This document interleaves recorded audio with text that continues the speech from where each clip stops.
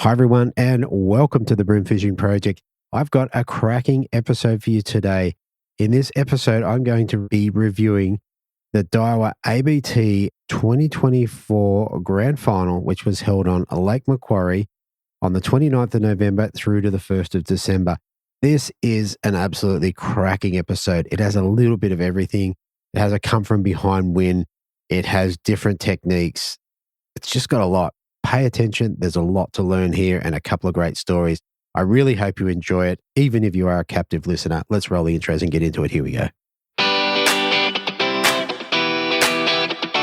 Welcome to the Brim Fishing Project. This is where you need to be every Tuesday to find out all the latest tips and tricks to help you target brim on lures. You'll get to hear from some of Australia's elite brim competition anglers and see how they were able to achieve their results in competitions around the country.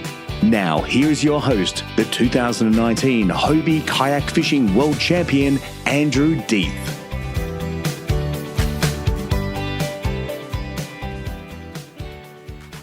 All right. I can't wait to get into this one. There's a lot to get through. One of the things I would say, I did duck up there to Lake Macquarie on the Saturday to say hello to everyone, to see Dallas get crowned as champion and to see the guys running into day three. Look, it was a great event. Everyone seemed happy. It was good to see the anglers talking to each other. Anyway, let's run through some of the details. So this competition, I think, was the first time they've run it this way. 3 days of competition. So the non-boaters, they fished days 1 and 2, and they were finished on the Saturday. So they just did the 2 days of competition. Then on day 3 for the boats, so grand final day, moving day, whatever it is, they just had the top 15. So it was actually a cut to be made, which meant that only the best of the best ended up fishing on the Sunday, which I think was a pretty cool innovation. And they also offered up spots for observers to go out with those guys to watch and record and what have you. So I think it was a good thing. I'm hearing great reports from the anglers, and I think all in all, it feels like it was a great success.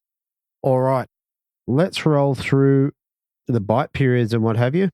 So Lake Mac, 29th of November, we had 77 in the fish activity wheel. Major bite period at 9:40 through to 12:10. We had a high tide at 9:59 at 1.02, with a low tide at 2:41 at 0.19.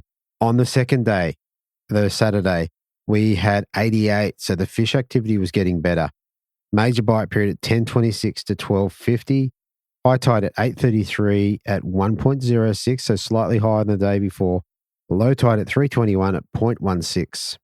And then moving into the last day, better again, almost a perfect 100, so 97. Major bite period at 11:14 through to 1:44. High tide at 9:08 at 1.10. Low tide at 4 o'clock at 0.15. So just tracking those bite periods. So sort of 9:30, starting 9:30 on the Friday, starting 10:30 on the Saturday, and starting just after 11:15 on the Sunday. So pay attention. I think that they related to some of the bites.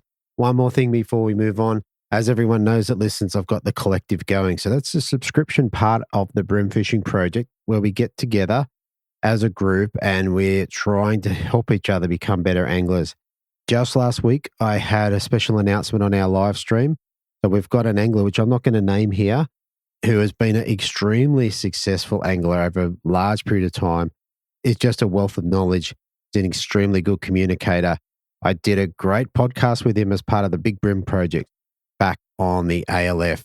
So he has offered up 2 days of his time to take one of the listeners of the collective, so one of the paid subscribers, to go out with him on boat or kayak, up to you, and take you out for 2 days and try and school you, try and teach you to be a better brim angler, free of charge to the angler. So that's going to be done on a random draw basis based on the people who are involved in the collective.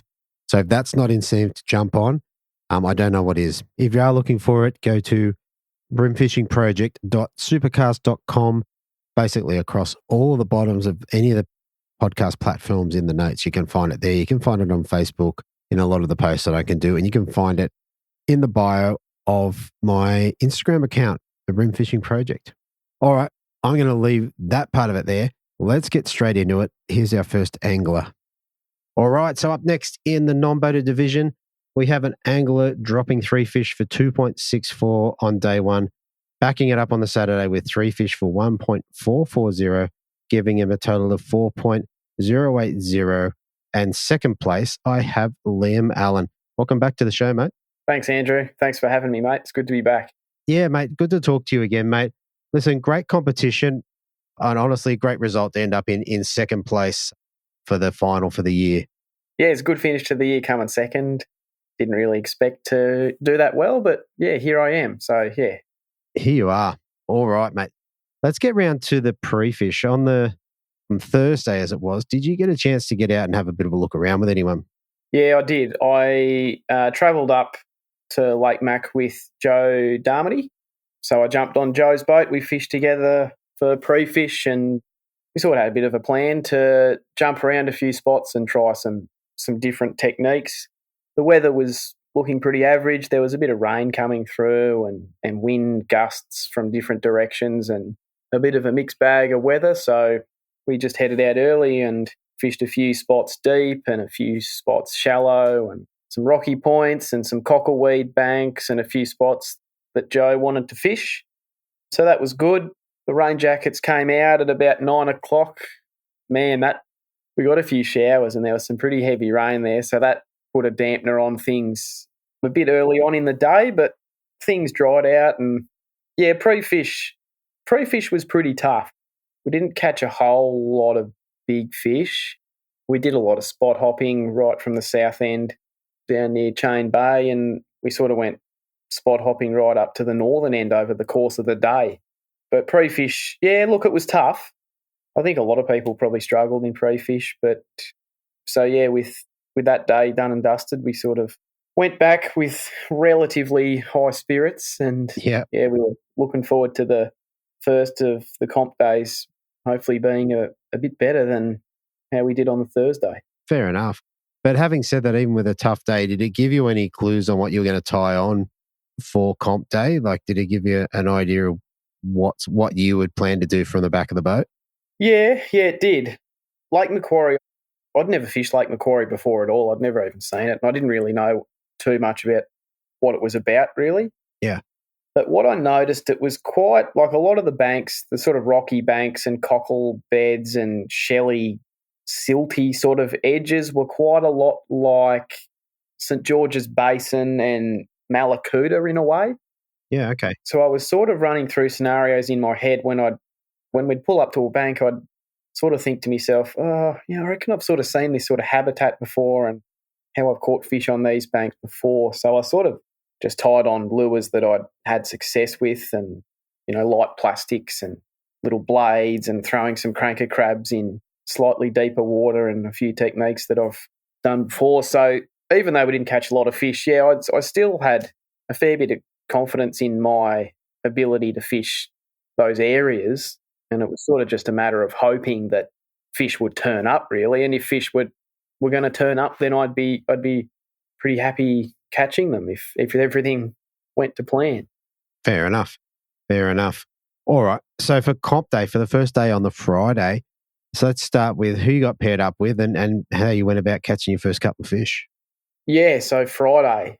Yeah, what a day. I was incredibly lucky to be paired with the local legend, Scotty Wilson. And we basically went to a spot where Scotty had fished a bit in pre-fish, and he's obviously got stacks of local knowledge. And we pulled up at the first bank and we fished relatively shallow. It was we fished the edge of a cockle bed that was between 1 and 2 metres, and there was a bit of breeze around, and we were sort of drifting the edge of this cockle bed. And we were casting up shallow early and we were picking up the odd fish, and then we started casting a little bit deeper in the sort of 2 metre part of that drift, and we started picking up a few better fish. So by about 8 o'clock or 8:15, I had my bag of 3, and that was done. What was I catching them on? That was just on the Hurricane Sprat 75, throwing that out in that sort of 2 metre depth over the cockle beds. Yep. And just fishing those. Yeah, that's the ones. I know. Yeah, throwing those in that sort of 2 metre depth and letting them sink. I sort of like to let them sink about halfway down the water column. Mm-hmm. Because I like to think that when you're flicking them like a prawn, brim are going to look up and they're going to see them above their eye line and they'll be happy to come up and grab them. So I wasn't too worried about fishing lures that were on the bottom. Sure. So, yeah, had a bag pretty early, and Scotty was also smacking a few fish and he was putting his bag together nicely. So that was a really good start to the day. We sort of got our mojo going, which was a really important factor in the end for that day. We spent a few hours in that spot, really, just covering the water, and we'd hooked and lost a few fish in the cockleweed, getting wrapped around the cockleweed. So we sort of just persisted in that area, trying to pick off some better fish. And it was about 9 o'clock, I think, that I got a pretty good upgrader. That was my biggest fish of the tournament. It was a 38.5 forker, which was, when that hit the net, I was bloody stoked. Yeah. Yep. But at the same time, because we were getting plenty of fish, I thought, this is just fishing so much better than yesterday. Yeah. Everyone's going to be smacking them. So I'm sort of going through my mind. I'm like, geez, I've got to do better than this. If I can do this at a lake where I've never fished before, surely there's plenty of other anglers out there that are a lot better than me. I guarantee that'll also be getting them. So, yeah, sort of early morning, had a pretty reasonable bag, and so did Scotty, and we decided to give that spot a bit of a rest, and we took off and we went a fair way. And look, I don't know Lake Macquarie spots all that well, but we stuck to the southern end of the lake and we went down one of the far arms near a power plant somewhere. I honestly couldn't even tell you where we went, but it was a shallow flat where Scotty had caught fish before. He'd caught better fish there before. It was sort of one of his bigger fish spots, and we were hoping for a few upgrades. We spent about an hour and a half there, I think, from memory, throwing little black cranks on the flats. I threw a sugar pen around and picked up a couple of sort of 30 forkers, but they weren't quite the upgrades we were hoping for. So after that, we just went back to the spot where we started in the morning, really. And we peppered that spot again. So, it had a bit of a rest. And unfortunately, the fish had they just weren't biting like they were in the morning. Yeah, fair enough. But we persisted there and we still picked up a few fish. What we did notice was that those fish that were sitting in that sort of 1 to 2 metres had pushed up a bit shallower with the tide. Mm.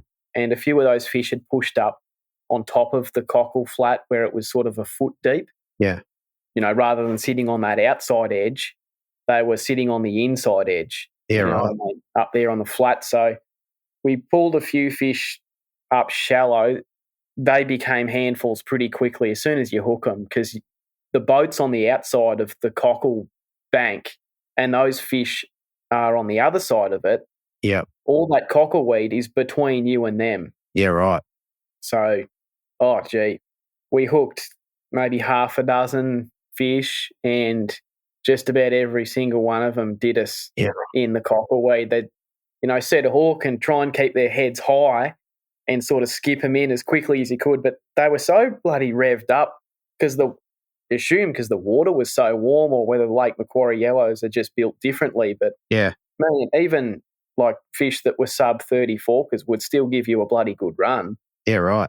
So they'd just go straight into the cockleweed, and then unfortunately you'd spend 10 minutes with the electric and the boat drifting and the fish is wrapped around three curtains of cockleweed, and you're trying to stab it with the net, and it was a bloody nightmare. So we mucked around with those fish for the afternoon. Unfortunately, we didn't get any upgrades doing that, but the fish were certainly there, and yeah, that's sort of how we finished off Friday. So yeah, the first day for me. Yeah, right.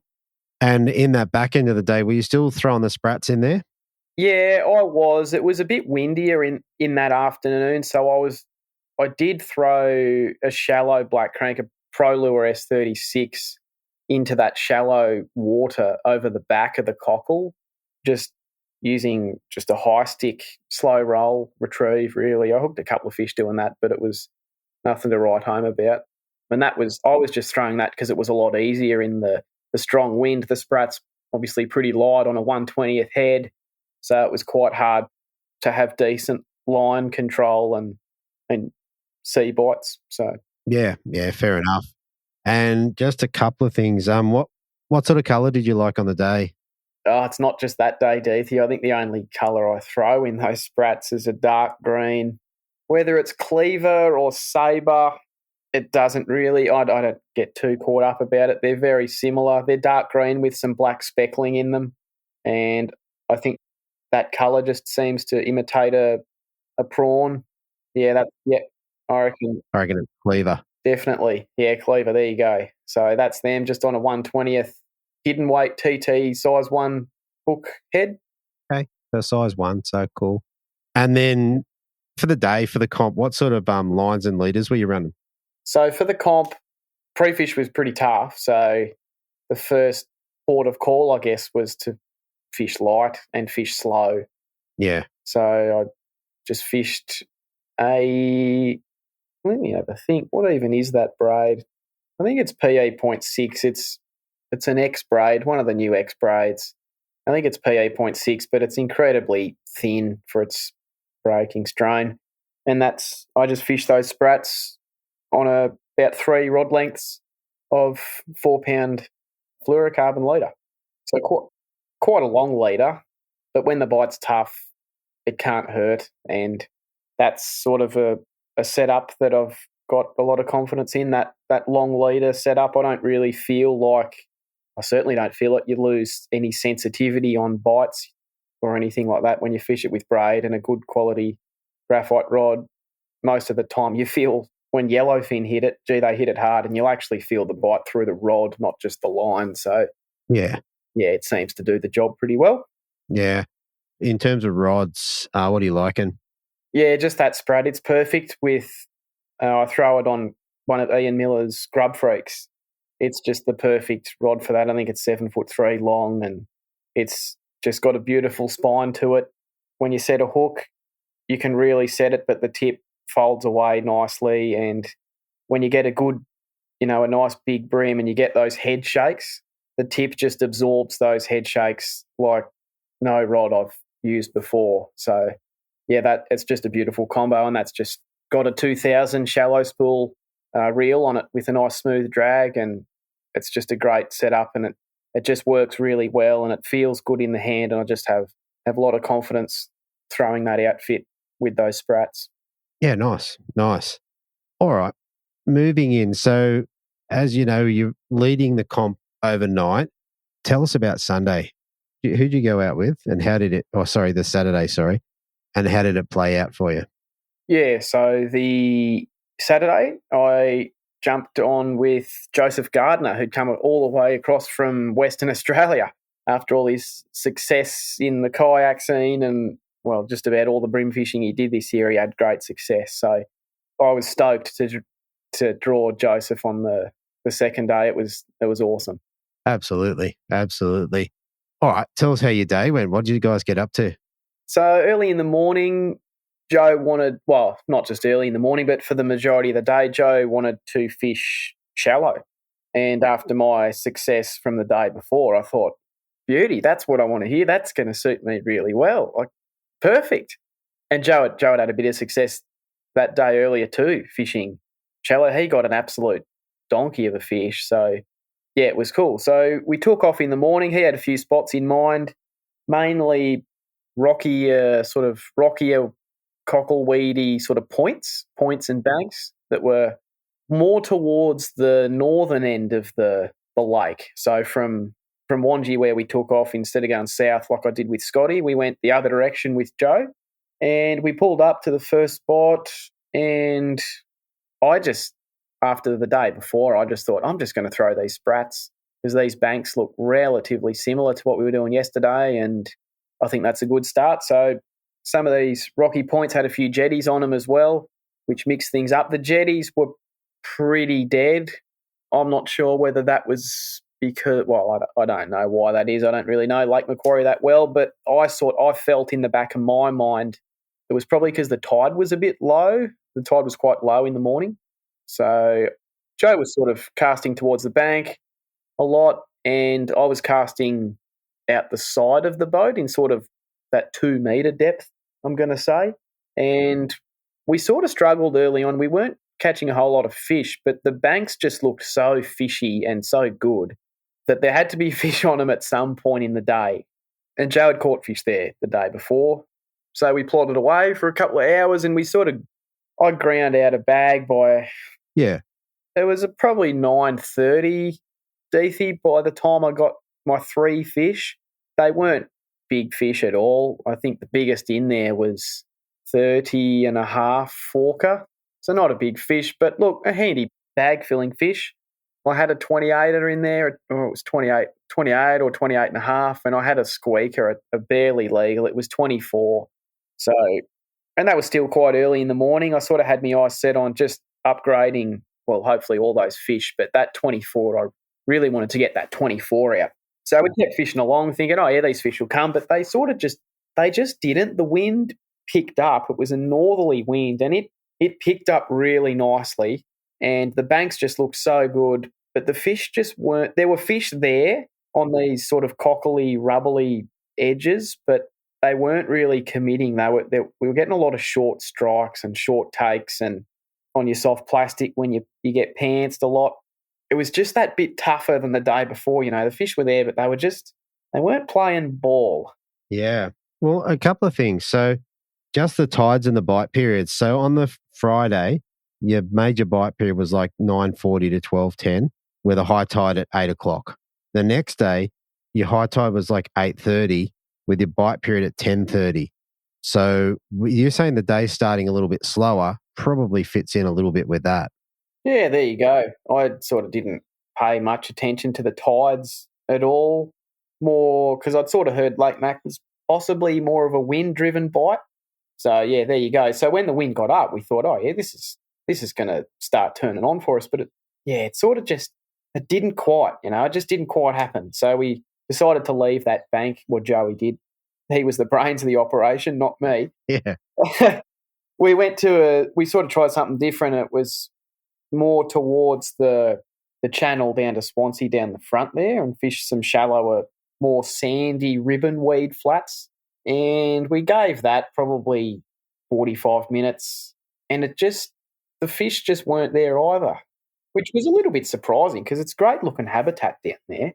So, yeah, we didn't do too well. I don't think either of us picked up a fish on that spot. And then we went back to the spot we hit first up, because it had a rest for a few hours, and it had by then had a couple of hours of wind on it. So we thought, oh, maybe they've picked up back there. And so we went back there, and we picked up a couple of smaller fish, no upgrades, which was a bit surprising. But, yeah, that's sort of how it played out. So we then thought, yeah, bugger this. It's not really happening here. So we fired up the motor, and we covered a few Ks, and we went down to fish a bigger, probably more well-known flat around Wangi there on the eastern side. I'm not sure what it's called, but I'm sure everyone knows it. It's sort of there's a channel markers that sort of run east-west, and there's a big straight rocky point that comes out, and there's a big flat over it. The flat's about 1 kilometre long.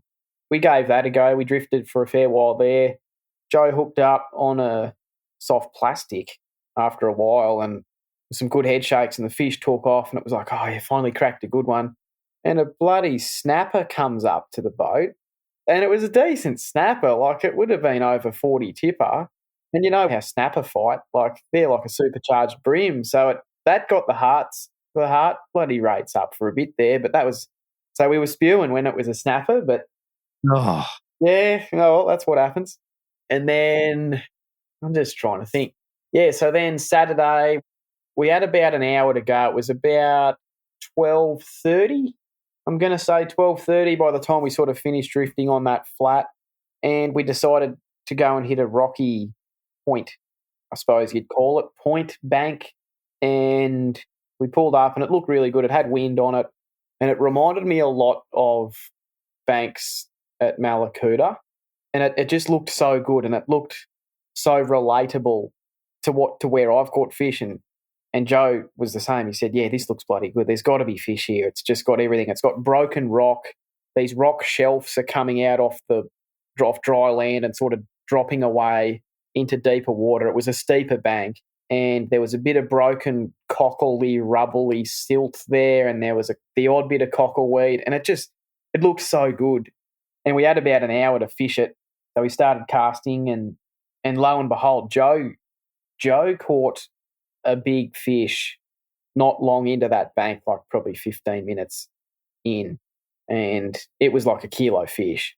And it was like, oh, yeah, gee, this is great. Like, if we found a bank like this is going to be awesome. We could just get a couple of these and it'll be great. And we kept fishing, and I was throwing the sprat on that edge, casting it up quite shallow, like into less than a foot of water, and just twitching it off the bank like a prawn flicks off the edge.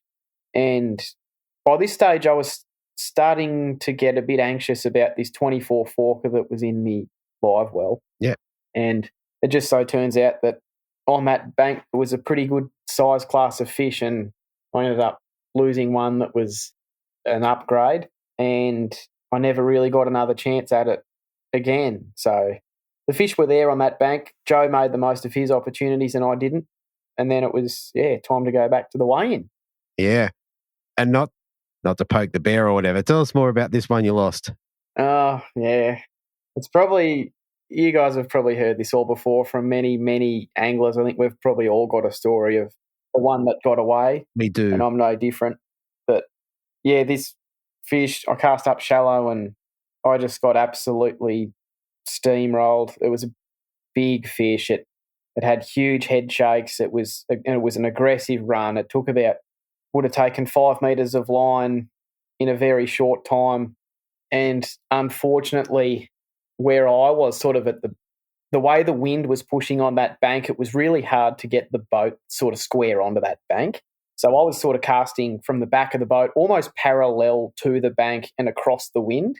And I hooked this fish, and this fish is obviously, I'd say done this before, but it was quite smart in the way that it ran. It just used the angle, and I couldn't pull it away from the rock shelf. I was kind of pulling it almost into it, if you like. And it just went, and it took a lot of line, and the head shakes were huge. And for about the 5 seconds that I had it on, I knew that it was the fish that was going to seal the deal for me. And before I even had a chance to turn its head or even get a wind in, it just popped me on the rocks. And I just couldn't believe it. It was the last hour, and it had been a really tough bite all day. And I looked at Joe, and Joe looked at me, and I think I said something along some colourful language came out. Yeah. And Joe just shook his head, and I looked at him and shook my head and said, I really, really, really hope that doesn't come back to bite me. And sure enough, it did. Yeah. But, that's just fishing, isn't it? It is just fishing, mate. And unfortunately, it's like I've heard Morgo say, it's like the smallest fish in the bag that often makes a difference. Like you can't have the little one. Totally agree with that. Yeah. Especially in a comp like it was on the weekend. Like it was tough. It was tough. And it was, a bag of 28 forkers compared to a bag of 29 forkers, that made a big difference. And when you're talking about fish well over a kilo that are upgraded from a 24 forker 300-gram fish, that exacerbates that need for a bigger fish even more. So exactly. I mean, but look, some of the things to take away from it, there's days where you fish and you just don't even hook a big fish.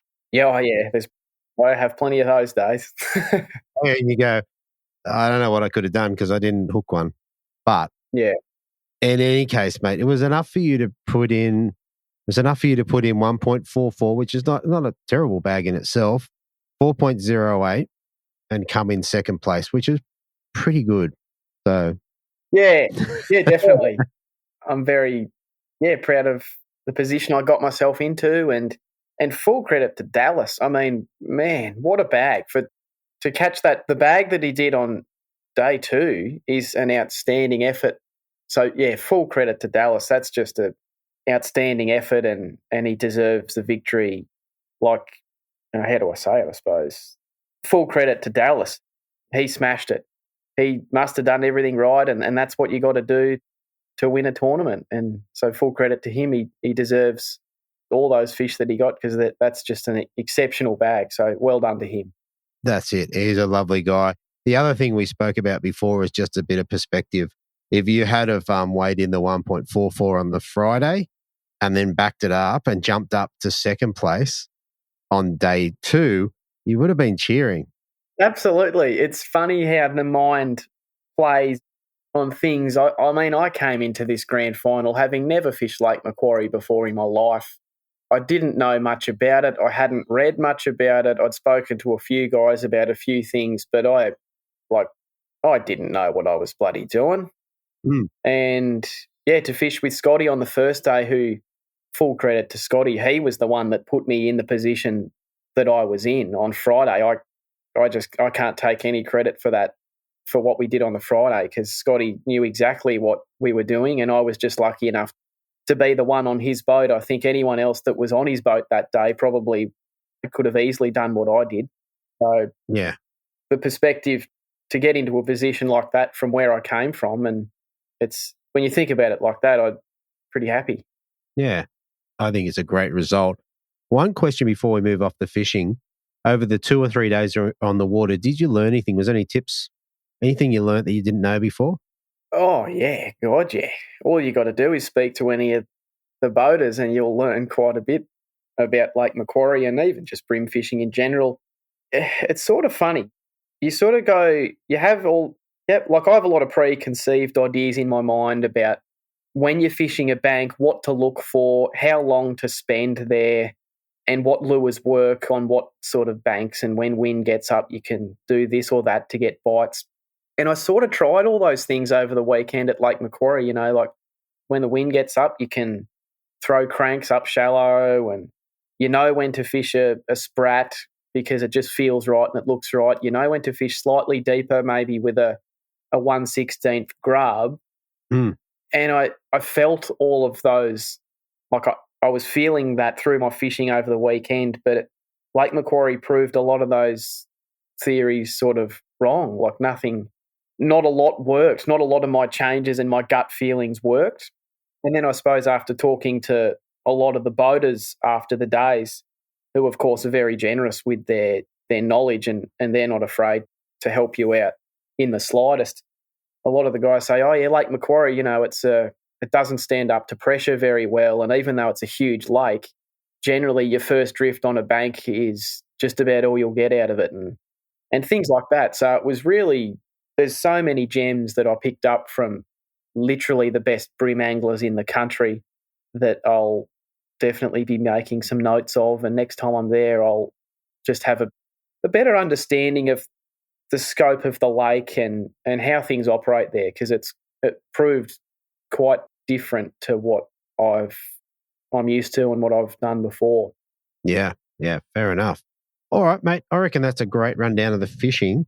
For second place in the non-boated division, what did you end up taking home?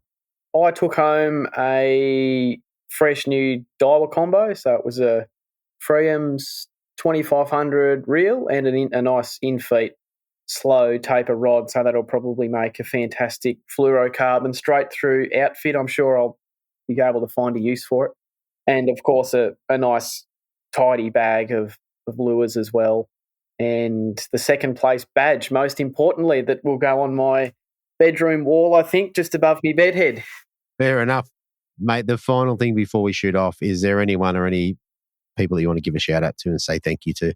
Yeah, absolutely. I was lucky enough to travel and stay and fish with Joe Darmody and Adam Kennedy for the week. So I can't thank Joe and Adam enough. They were extremely welcoming, and Joe allowing me to fish on his boat. We even stopped at the Hawkesbury on the way up and smashed a few fish on the Mooney Bridge because I hadn't done that before. Joe said, oh, you haven't fished the Hawkesbury before. We better pull in there and I'll show you how to fish bridge pylons. Right. Awesome.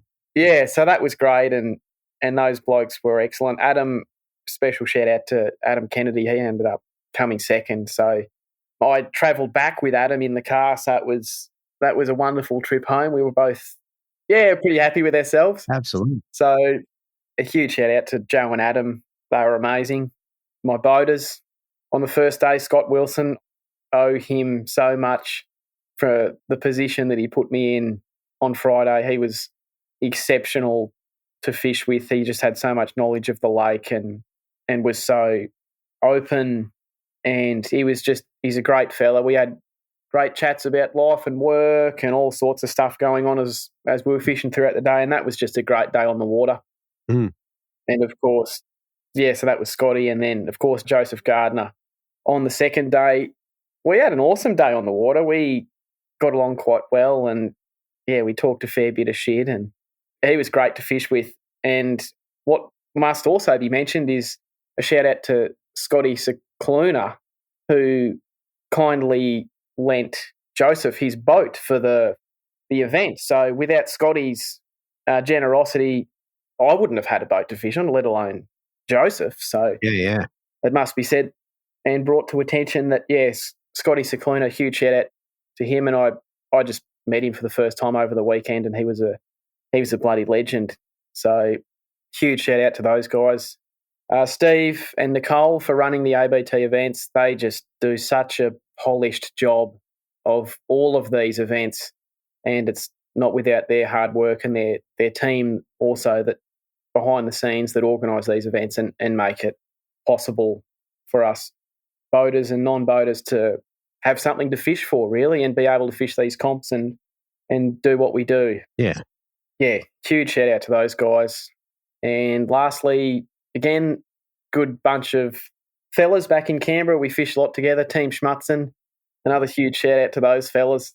I'm sure some of them will be listening to this and they'll get a kick out of it. So, that's about it for the week. Of course, I've talked to so many fantastic boaters, non-boaters, many people, and I've learnt so much from so many guys, and I can't thank the event as a whole enough. I had a great week, and I'm excited for next year. So, bring on Gippsland round 1 next year. Fair enough. All right, mate. That is awesome, mate. Thanks for coming back on the show. Good luck for next season. No worries, Deethy. Thanks very much, mate. Have a good night. You too. All right. Fishing.com.au, your one-stop brim lure and tackle shop. Pick up the latest brim tackle, including Muscle Vibes, Cranker Crabs, OSP bent minnows, Z-Man plastics, Eco Gear lures, and Dyra rods, reels, and tackle. Same-day shipping. Shop where the world champion, the Australian champion, and the current ABT champion shops. Fishing.com.au, online or in-store at Shop 18/29 Kiora Road, Miranda. All right. So this year has got to be one of the best cicada bites I've seen for many years. So it only comes around, like, Prim will kind of always hit cicadas over time, but you definitely have better years. And I think the grand final in Morgo's live streams, Dallas's work, cicadas are the go. So listen, if you're looking for them, there's a bunch of brands.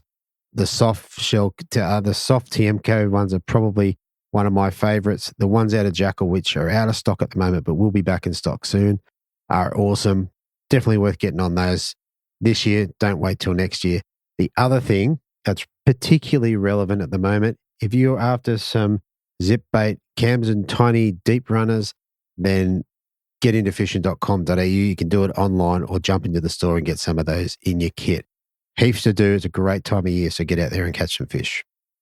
Okay, so coming in first place in the non-boated division, we have an angler that dropped 3 fish for 1.705 on the Friday. Backed it up on the Saturday, on the final day, with 3 fish for 2.565, giving him a total of 4.27 kilos and the win. I'd like to welcome to the Brim Fishing Project for the first time the 2024 non-boated champion, Dallas Blatchford. Welcome to the show, mate. Okay, thanks, Andrew. It's great to be here. Mate, it's a great win. And like we spoke before, it's been a while coming, but you got there. How good is that? Well, it is. It's I've worked up to this. I've fished off the back of a lot of boats over the time, learned something from every one of those boaters, and gradually you've hung it together to get a win. That's right. And you've put it together in the biggest way, taking out the big one at the end of the year. Yeah, that's great. I've never had so much tackle in all my life. Yeah, we're going to get back to that right in the back end of the interview. All right. So I know you're a local up there, but tell us, did you get a chance to get out on the Thursday, which was pre-fish day? Yeah, we did. We went out about 7 o'clock, but unfortunately, I was out with Alan Murray. The boat broke down. We lost all power.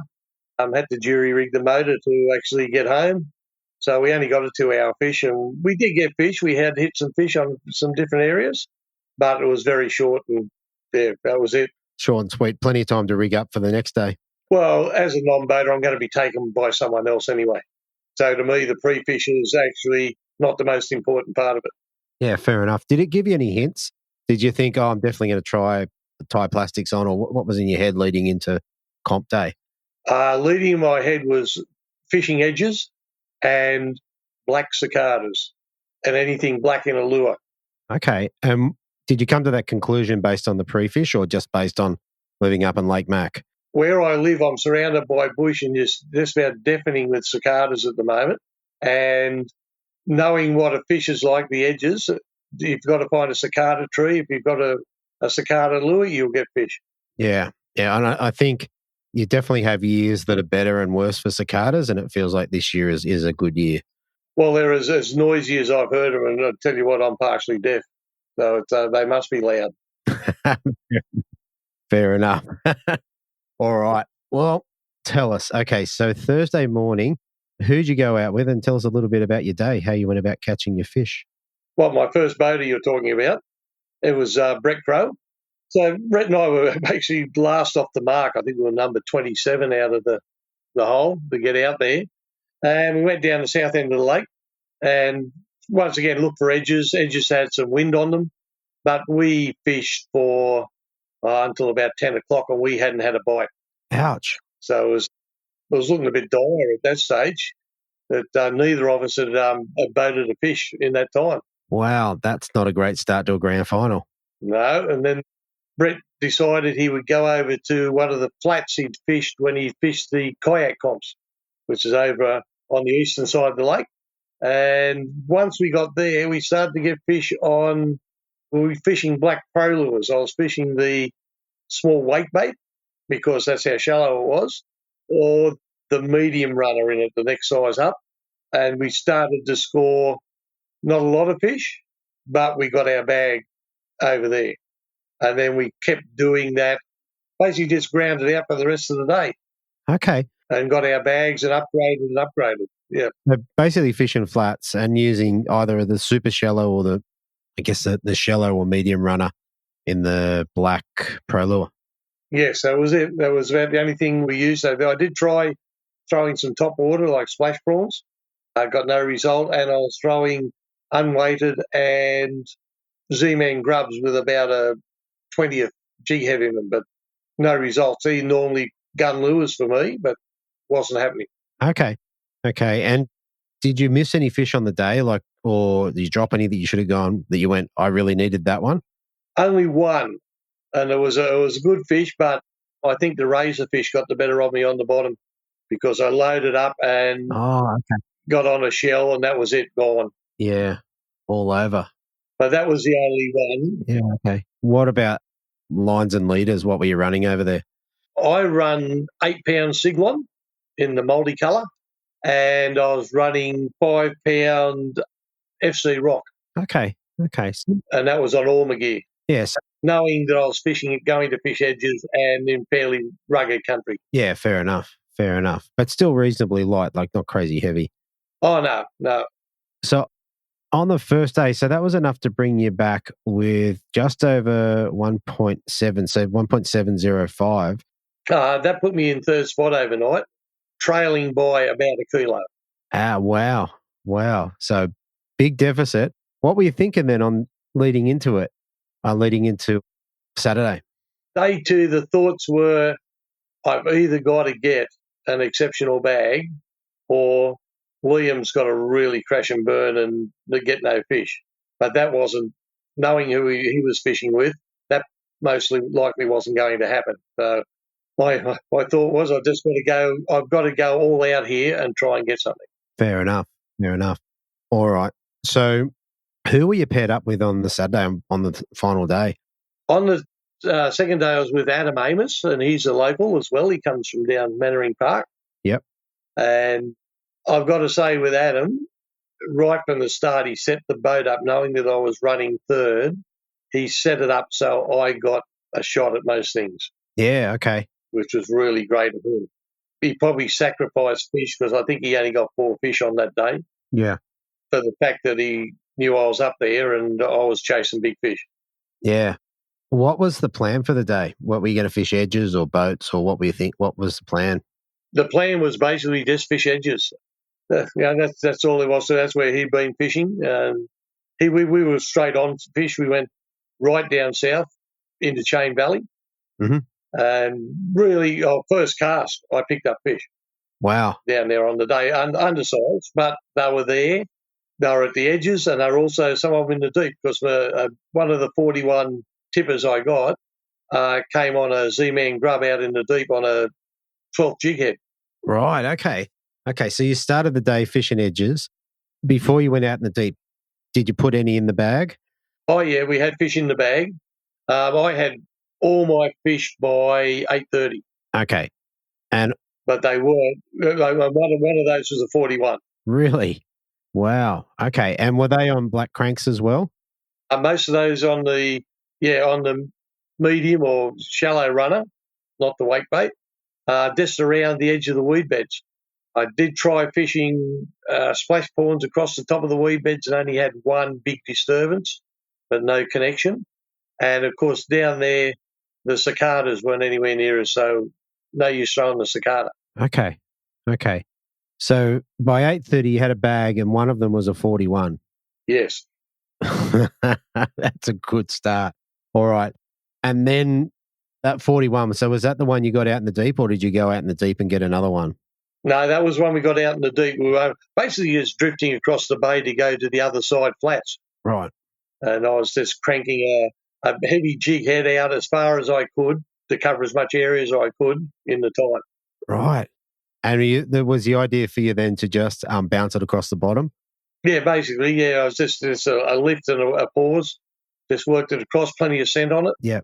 I worked it fairly slow, and I was throwing it on like a 7'6" rod, so I had plenty of distance to be able to punch it out. Yeah.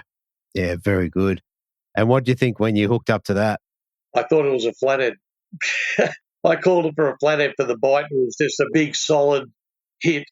And until it took off and decided to try and smoke me, I was calling it a flathead. But when it came up and I saw the size of its mouth, I was really happy. Definitely. It had 2 big blue lips, I reckon. That was the one with the crooked mouth, I think. That's it. Yeah.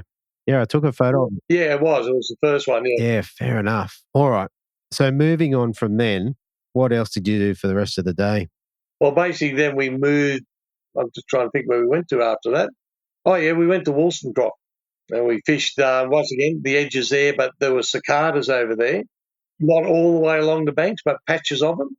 I just then persevered basically with the Timeco soft shell cicada and threw that hard up against the banks and then worked it out. We could see fish in the water. We're not sure whether they were all brim. They might have been other species. The next big fish came when we saw a brim take a cicada off the shore. So Adam threw in a hard body and it wasn't even interested.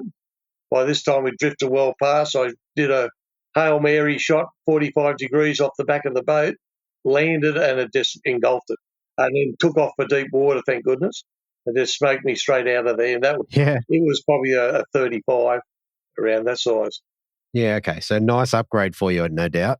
Yes, yeah, that was, I was throwing out 28s when replaced with 35s. Wow, okay. All right. And was that the end of your day in terms of putting fish in the well?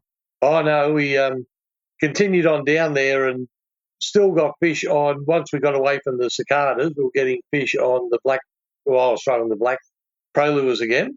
And when we finished there, we basically left fish there because there was no really big ones. They were all 30s, just over 30.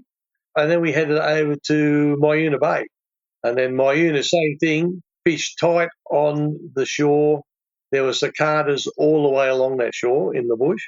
And so I threw nothing else apart from that black cicada lure. Okay. And did you lose any of those lose any cicadas during the process, or did you fish the same one all day?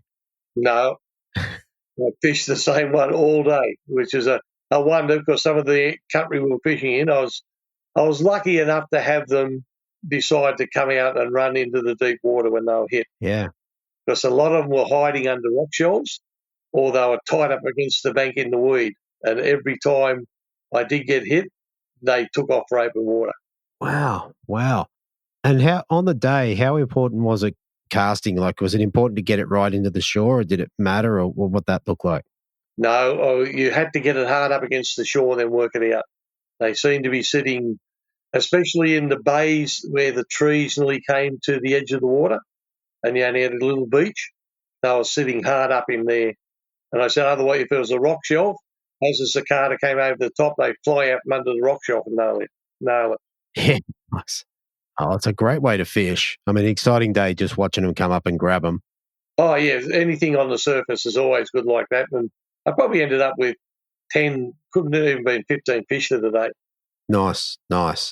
And with your lure, did you have to change hooks or did you modify it in any way? No, I just use it straight out of the packet. And I've got Clint to thank at Hot Tackle for that one. He was one that put me onto it. So there was a new one they'd made that was tougher and the brim didn't chew them up. Yep. Just for being released. The old ones, the brims, the soft bodies used to get chewed up, but this was a lot tougher. And it came out unscathed. Steve Morgan even commented on the fact that it wasn't chewed. Yeah, fair enough. Are you going to hang on to it or are you going to keep using it? Oh, it's gone back in the box. It's been washed and polished and put away. And with the cicadas while they're there, we'll be back out there chasing them again. Very good. Very good. All right. And with your rod and reel and what have you, what was your main fishing combo? The main combo, I've got all in-feet rods, and I was fishing the cicada with the luvius, the 2.5 luvius, and it's the wide in-feet. So it's got that little bit more backbone, but soft enough you're not going to pull hooks, but you can still set a hook with it. I fish a light drag, and I tend to palm the drag if I need to, rather than have to worry about adjusting it. And that was obviously enough to get you the big fish that you needed, which was pretty cool. Yes, yeah. It worked really well because my other combos I use 1,000-size reels because I'm pulling using all the cranks and things, and I can move them a lot slower off a 1,000 reel. Yeah, absolutely. But all my gear is Daiwa. They're Caldias, they're Luviuses, they're the in-feet rods, and even an old TD Sol. That's the one I use for on the flats. Okay. A TD Sol. And have you got the 1000s? Are they Caldias? Yes. Yeah, because they'll hold exactly 150 metres of 8-pound siglon without having fluff off the spools.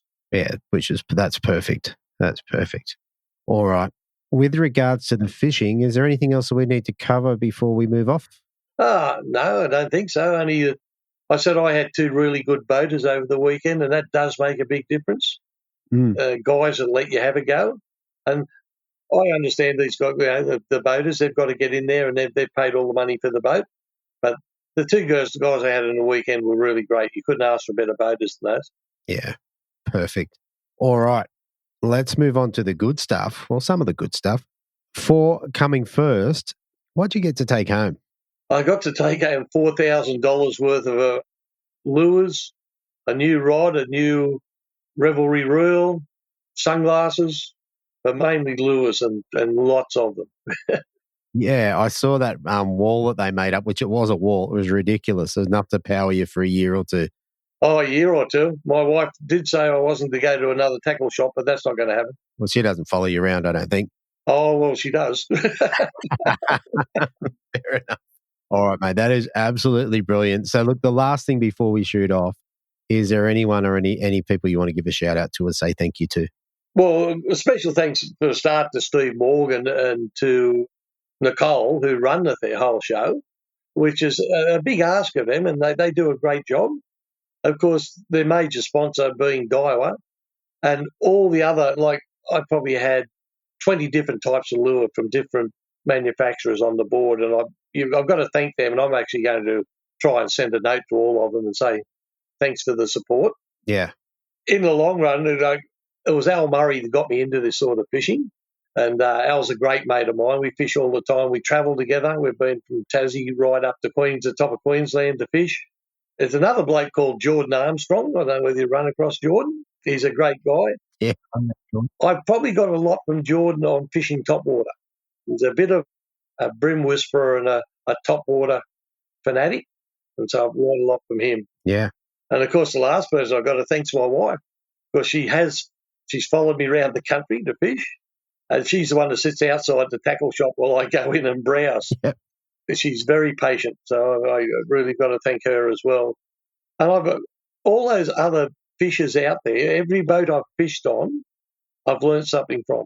So all those boaters, I thank all them. And there's been a lot of them. I've fished with some really great guys with Hickson and Pete Nord and all those guys. And I'd recommend to anybody who wants to get into this, go as a non-boater and get some experience off the back of somebody's boat. 100%. It's a great way to get started in tournament fishing or just fishing if you just want to up your game. And don't never think you're too old to go out there. I think I'm probably nearly the second oldest out there in the fleet, but I've got a few years left yet. Absolutely. Absolutely. All right, mate. This has been a great interview. It's been great to talk to you. Congratulations on the championship win. That's fantastic. And, mate, hopefully we get to have a chat to you next year in next year's season. I hope so too. Okay, thanks. Thanks, mate. All right. If you're in the market for a new fishing kayak or looking to make some upgrades to your existing kayak or possibly looking at kayak fishing tournaments, then HWS is the place to go. They have a full range of Hobie kayaks and stock the latest kayak accessories and are really dialed in when it comes to the best kayak fishing setup for the casual fisher and the tournament angler. hws.com.au, online or in-store at Shop 3/638 Pacific Highway, Belmont. And James offers free delivery on Hobie kayaks across all Greater Sydney, Central Coast and Hunter. If you're outside that area, give him a call and see what he's got for you. All right, now they've got a couple of things going on. So they've still got, I think, 1 or 2 or 3 of the Hobie Championship tournament boats. So these are the compasses. They're fully decked out if that's what you want, or they'll pair them right back to the basic model and you'll get a super discounted price on a kayak that's been used for up to 4 days. Some of them not even 4 days. So I don't think you can get a better deal than that, except if you want a passport. Now, the passports are going for under $2,000. Now, I know James is also offering a stand-up paddleboard with your passport, but it is a limited time and we nearly run out. So you'll have to get in contact with James to find out. But if you're looking for something for Christmas, somebody gets a kayak, somebody gets a stand-up paddleboard. How good is that? hws.com.au. Okay, so coming up next, we have third place in the boater division on day one on the Friday, dropping 5 fish for 2.92, backing it up on Saturday with a really big bag of 5 fish for 3.95, finishing on the Sunday with 5 fish for 2.87, which gave him a total of full bag, 15 fish for 9.74 kilos. Third place in the boater division, I have Scott Wilson. Welcome back to the show, mate. Thanks, Stevie. Good to be back. Yeah, 100%. We were saying before, it was about this time last year we were having a chat. Yeah, that's it. Unfortunately, I'm just missing out where it counts at the end of the year. But good results, mate. Good results. You want to have good results in the grand final. Yeah, that's right. Eventually you'll get there. If you're up there enough, you'll get one eventually. You'd have to think so. Well, there you go. All right, mate. We've got a lot to talk about. So let's start with pre-fishing. Do you get a chance to get out on the Thursday and have a look around? Yeah, I did. Prior to that, before the pre-fish ban, I'd spent a lot of time on the lake leading up to it because I'm local. It's only half an hour from home. So I was probably on the water like 3 days a week for that month leading up to it. And yeah, it really just worked out patterns, what they were fishing, where they were. And a lot of time on the lake, I'd found some of the bays had changed to how they'd been historically. The weed had moved. So some of the places where it had been really good with copperweed and ribbonweed had sort of died out and it turned up in bays where it hadn't been before. So right. Sort of spent a lot of time scouting around the place and it's a lot of ground to cover. And so just making a sort of mental note of all that. Yeah, okay. Are you mapping as well as you go? Like are you putting waypoints and that sort of stuff? Yeah, I was marking things down, just mainly in the sounder, but yeah, just slowly putting together and a bit of a mental note too. Yeah, okay. So I had a pretty good picture from that where things were and what had been working. And I'd say pre-fish day, the areas that I really liked, I sort of fished things that were similar to them, but not those areas. Mm-hmm. So I sort of was fishing some flats, fishing a little bit deeper in that 2.5 meters, and right at the deep water and sort of, seeing where they were. And basically, they sort of leading up to it, that 2.5 meters was where I'd found most fish, and they were still there and a little bit more on the flats than they had been. So they were sort of progressing now onto the flats where they hadn't been there. And that was pretty much my pre-fish day, just looking at that. Like I said, I didn't go to any points of interest, and I just sort of made a note of what's going to work and hope for the best the next day. Righto. If you're targeting around that, say, 2.5 meters, what would you go to? What did you have tie on go, this is probably going to be it? It was the sprats, so they're in machete and the sickle colour. And, leading up to it, like I said, all that time I spent on the water, I was trying everything. I was fishing rock walls, boat holes, all different depths. And, at the end of the day, the rods that are always on my deck was that sickle and a little black, like chubby style shallow diving lure. Wow. So, seeing they were there every day, they were just working consistently. So I just eventually refined to that's what I was throwing. They were just dialed in on that. Yeah. Okay. Well, let's roll around to the Friday. It keeps confusing me, not having Saturdays and Sundays. But roll around to the Friday, so comp day. Tell us about your day. So I decided to start down the back of Bonnells Bay. There was an area down there, it's like that, in that, like I said, 2.5 meters, had a lot of copperweed down there. And where I'd been repeatedly getting a bit better fish during all that practice time. So I decided to start down there, and then I was going to basically move around that day wherever the wind took me. Okay. So I got down there and started fishing down there, and it was really good down there. Like, there was plenty of fish on the active target, could see them moving everywhere. And we were catching fish pretty well straight away down there.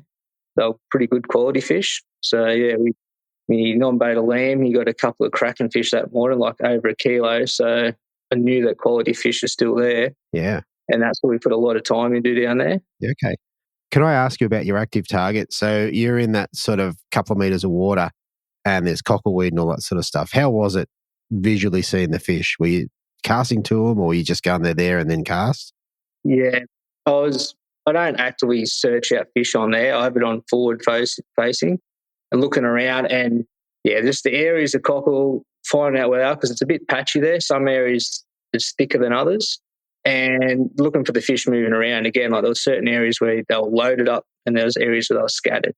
And I slowly put together through that day the bigger fish were where they were scattered. They weren't where there was more weed, more fish. I sort of had to go to the areas where you're just getting a few fish moving around. Okay. And that's where we're getting all of our better models from. Yeah. So I could target that, Yeah, interesting. So the point of that is, I guess, it helps you to key in on what's going on. Yeah, that's right, yeah. There's a big bay down there. You're looking at a few hundred metres long and a few hundred metres wide at least. So, it's a lot of area to sort of try and figure out where those fish are. It just helps you eliminate that. Fair enough. And on that first morning, what were you getting on? What was it, the sprats? Yeah, that was the sprats out there. There was a bit of an edge there. I tried as well with the hard body, but there wasn't quite enough water in the morning, I don't think. They weren't quite up there yet. Mm-hmm. So it was mainly we stayed out in that 2.5 meters, throwing a sprat. Yeah, and that's pretty much it for the morning. We got those few good fish. I can't remember. I don't know if I had a bag there or not. I had a couple of good fish and a few small fish. And then I decided to move from there and start fishing some edges as that tide was getting up. Okay. So that's when I shot off down to sort of Chain Valley Bay down there and just fished a few edges down there where there'd been good numbers of fish, and there seemed to be still there. And we just put together sort of 30 forkers in the bag at that stage. Yeah. And so we done that for a few hours, and then eventually just headed back to Bonnells, made our way back, and just spent the last sort of hour there trying to get an upgrade as well there. And I think we managed on the flat, there's that high tide was there when we come back. We got another 2 upgrades then just before the end of the day. Yeah, nice. That was on those matte black little chubby crank type things, so shallow diving. Okay, yeah, cool. And then with those 2 techniques, you've got the cranks and the sprats. What sort of lines and leaders are you running for the weekend? I was on the hard bodies, or on a straight through 3-pound fluoro. And for the sprats, there was a braid leader, and I was using a 3-pound leader. So I don't know if it made the difference. That day I lost a lot of good fish in the morning, especially the first hour. And like they were proper good model fish, like over a kilo. And it would have been probably at least 8 fish I would have lost like that. And what we'd found, the fish were just biting too good that day. They were throwing these sprats and they were absolutely engulfing them way down their stomach. And the ones we were catching, this is how they were. And it was just the line in between the teeth. Yeah, right. And it seemed like the better fish, you just couldn't get them in before that line broke. Yeah, right. So, yeah, they were biting too good, really. It was a bit of a shame. I increased my leader size to 5 pound, but, yeah, it was still the same result. Okay. And it goes without saying, you're on 3 pound to try and get the bite. I mean, that's what it's all about. Yeah, that's right. Again, during that pre-fish period leading up to it, I'd found that had made a difference. Like I had to go down. I was mainly fishing 2 pound in that actually. Yeah, right. And yeah, I just changed to 3 pound for a little bit more. And yeah, it just wasn't enough for those fish. Yeah, right. And what brand are you liking? Mainly the FC Rock is what I use, or the Yamatoyo Harris, whatever that one is. Fido something or other, yep. Yeah, the Brim Special one. So yeah, those two, yeah. All right. So look, you rounded your day out at Bonnells with a couple of upgrades, and then you came in and dropped 2.92 on the scales, which left you, where were you overnight the first night? Do you remember?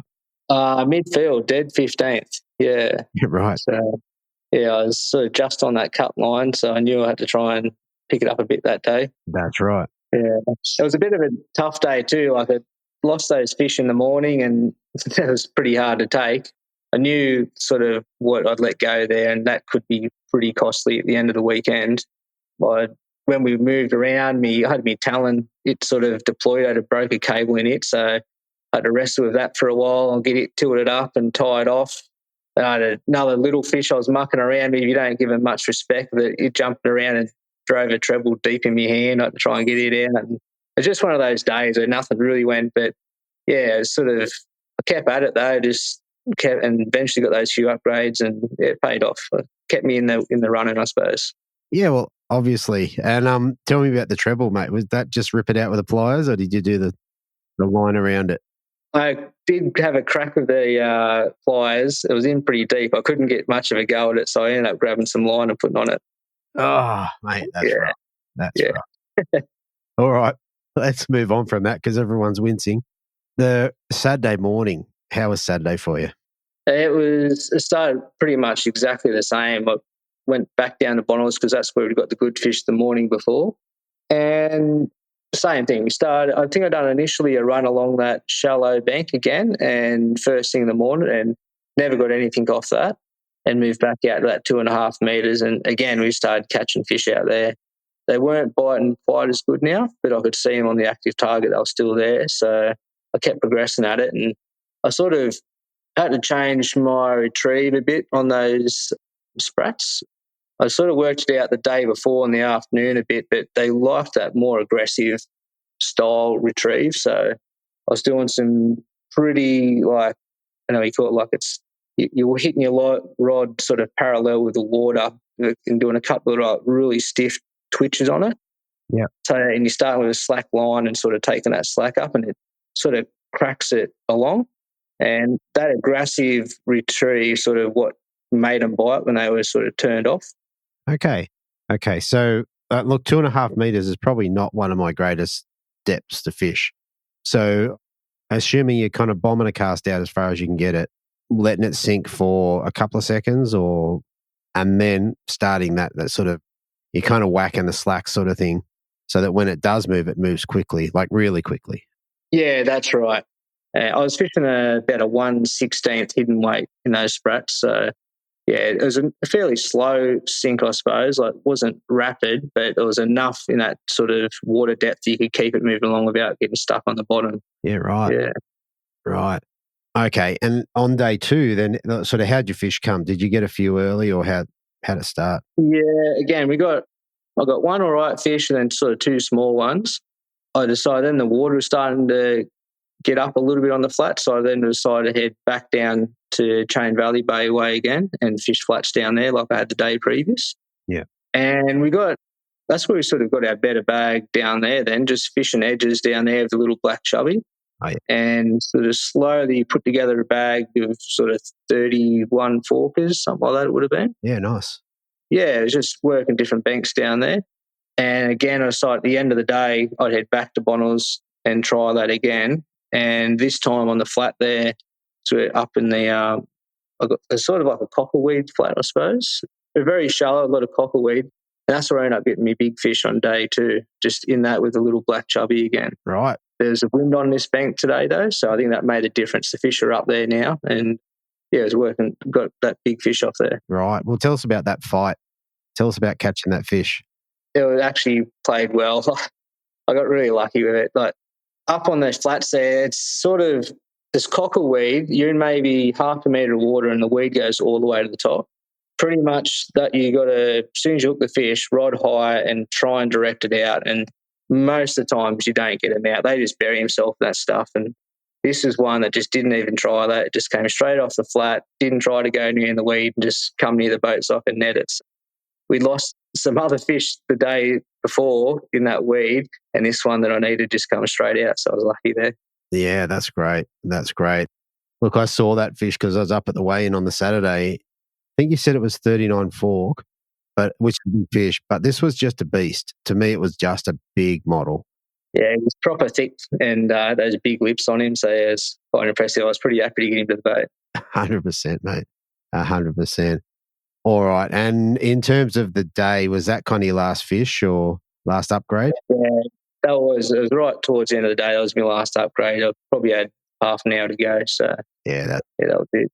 Awesome. And like I said in the intro, you dropped on 3.95, I think, yeah, on the scales, which would have bounced you right up the top, I think.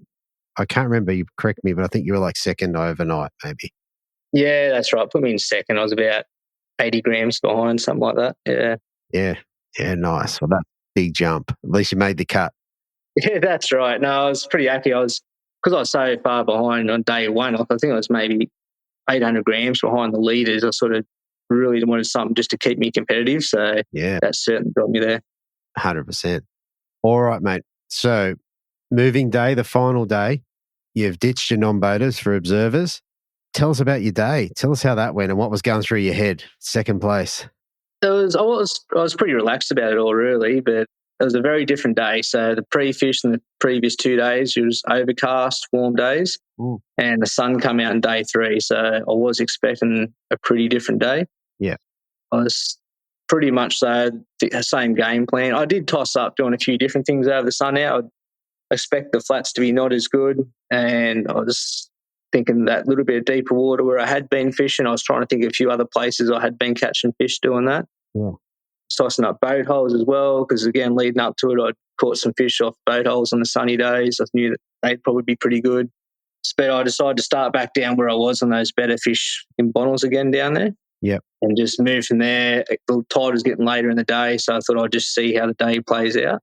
So went down there, and the fishing had slowed down there, and I got a fish maybe sort of within half an hour. It was 31 fork, I think it was. Yeah. And then I kept at it and got a few small fish maybe, and then I got another 32 fork after that. So I thought, okay, there's some all right fish down here. I'll keep at this. And I slowly kept at it, and eventually I think it took me to probably 11:30, 12 o'clock before I got my bag. But yeah, I ended up, it was pretty much the bag I weighed in by then. So I was sort of 29, 30 to 32 fork fish. Yeah. Yeah. I was sort of tossing up then what to do, whether to move, fish some other banks, because there was a little bit of wind starting then and the tide come up. And yeah, I had a little map of banks I'd sort of want to fish type thing, but I decided there to stay just because I had been getting some all right fish. I knew there was big fish there, so I sort of just thought I'd keep at that.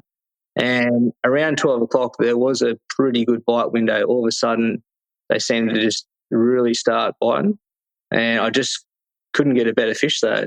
They stayed all the same size. Wow. And what I'm looking at here, when you said there was a bit of a bite window, the actual major bite window for the day was 11:14 to 1:44. Yeah, that would have been pretty close. And it's about midday when I noticed they did start biting pretty well then. Yeah. Yeah, right. And I had, on that last day, I changed the sickle. I had been using the machete and the sprats, but it just wasn't working quite as good. And when I changed over the sickle, I seemed to be getting fish on that. I was doing that same sort of rapid sort of twitch retrieve. And when you're just doing a slow hop, they really weren't interested in that. I couldn't get a fish on that. They need that bit of aggression to make them bite, I think. But, I kept at that. And when the tide come up, I fished the flats again down there, but sort of never went any good on those either. I just had to catch my fish out that little bit wider, but couldn't get the better ones. I didn't miss any big fish that day. They just didn't seem to bite. They were slowing down, I suppose. Yeah, right. And were you still on the 3 pounder, or had you upgraded to 5 by then? No, 4 pound. So days 2 and 3, I changed to 4 pound. I don't know if it made any difference or not, to be honest with you. I got no idea. I think on day 2, 2 fish I lost that sort of bit the line off. So I don't know. I think like when you're talking big fish like that and it's in between their teeth, like you could run 10 pound and they'll just bite it. So, it's rubbing on teeth. It's a bit of luck, I think. Yeah. Yeah. I mean, you're getting good bites if you're getting down into the line, like they're getting the whole lure. Yeah, that's right. And like I said, especially that first day, most fish we caught, the sprat was like proper down in their stomach. Like it was way down there. You weren't retrieving the lures. Yeah, wow. Yeah. That's interesting because it doesn't happen that often. Most times they're in the mouth somewhere. Yeah, I know. I did change over to a deep dive and hard body for a while too. Yeah. Had like a matte black, one of the slams from Hurricane, and just trying to get something that wouldn't go so far down and more chance to land a fish. And I did catch some fish on that, but it was slower. It wasn't working as good as the sprat, so I had to swap back. Yeah, right. Okay. Yeah. Perfect. Perfect. All right. And over the 3 days, did you learn anything? Is there anything you picked up that was new or? Not really. Maybe that technique, it was that twitching of the sprat. Yeah, that was something that really come into play. I don't do that too often. Yeah. Yeah, I only learned at the start of this year, so it was like Al Lavelle taught me. I think we were down Gibby Lakes, he was talking about it. So, yeah, I sort of kept that in the memory bank and, pulled it out. It just seemed to work this weekend. It really did turn on the shutdown fish. So that was one thing I've sort of taken away from it. Okay. Yeah, apart from that, I really wouldn't change too much. I was in the right place and I had the right fish there to win it. I just didn't go my way. I lost a few fish that I really needed, especially on that day 1. I was in the right area doing the right things. Yeah, that's right. You only one fish from it. While you were talking, I was reminded, I thought about a comp I did years ago on Lake Macquarie where I was fishing dunks from the back of a boat and I was hitting the slacks, the same sort of thing, like getting a big bit of slack and absolutely belting these dunks. And I was catching fish and the boater wasn't. But it sounds like a similar sort of thing. I think so, yeah. And I've had similar down Tasmania, fishing dunks and that. And I've been down there, sometimes you're so aggressively hitting these lures into like rock shelves and stuff like that. I've broken bibs off hard bodies doing this, but it just turns them on sometimes. Yeah, that's right. That's right. And I've watched the way the lure jumps when you do that. I haven't done it with the sprat, but certainly with a dunk or similar, it really bounces and goes out of control. So yeah, that's right. And obviously it's enough to get that bite when they don't want to bite anything else. That's exactly right. All right. In terms for the weekend, what sort of combos were you running? I had a Atomic Arrows rods, a variety of those models, but that's mostly what I use in those. And the reels were like a Daiwa, I think they're Fugo. It's one of the American models they have over there, but just bought them online, brought them over. They're pretty good little reel. Leaders are... What sort of reels are they? Are they 2004s or 1000s or? Sorry, mainly 2000s, yeah. 2000, and I've got a couple of 2500s. And yeah, just like, Daiwa Grand Braid, and I think 6 pound. And yeah, the FC Rock leaders I was mainly using that weekend in 4 pound. Perfect. All right, mate, that's a good rundown of the fishing. And like I'd said, I did see that big fish and it was a proper beast. Yeah, a shame I couldn't get another one of them. One more, mate, one more. Never mind. Actually, I'm not going to go there. Tell us, for the third place as the boater, what did you get to take home? I got one of the Daiwa in-feet rods. So, yeah, it's actually a nice little rod I got there. I look forward to trying that out. And, yeah, that's about it. Not much else in the grand final. Yep. Although you got your badge. I'm sure you got a third place badge. Yeah, that's right. I hadn't had a third place before, so that's good. That's it, man. You're getting a collection, mate. Yeah. All right. Last thing before we shoot off, is there anyone you want to give a shout out to or say thank you to? Obviously, ABT, they said it's 25 years now they've been at this. They've certainly really helped the fishing community. That's been great being involved in that. And yeah, the other anglers, they were pretty good. Like you think that weekend, the guys are super respectful, like that, especially on day 3 when I was in second there. Multiple guys knew I'd been fishing, been down that area, and they just told me they wouldn't come near me. They'd leave that bay to me. So it's a lot of respect from the other anglers to do that and really give you your best shot at having a go at it. So yeah, thanks to the other guys for that. Yeah, yeah. And look, to add to that, what I've noticed, and I think it's changed in the last few years, is while we're all definitely trying to win, you're definitely competing. I don't know, you can still go and talk to your mate and say, how'd you go, and have a good chat. And it's pretty relaxed in most cases. So yeah, it is. It's getting pretty safe to these guys. These days, the guys are really good, especially after the event. They're pretty happy to talk to everyone. And yeah, it's a good little community. Fantastic. All right, mate. Look, congratulations for 3rd place. Thanks for coming on, and hopefully I get to talk to you again soon. Great. Thank you. Looking forward to it. Thanks, mate. All right. So as you know, if you've been listening to the podcast for a while, we have an affiliate or sponsor in Podium Marine Wraps.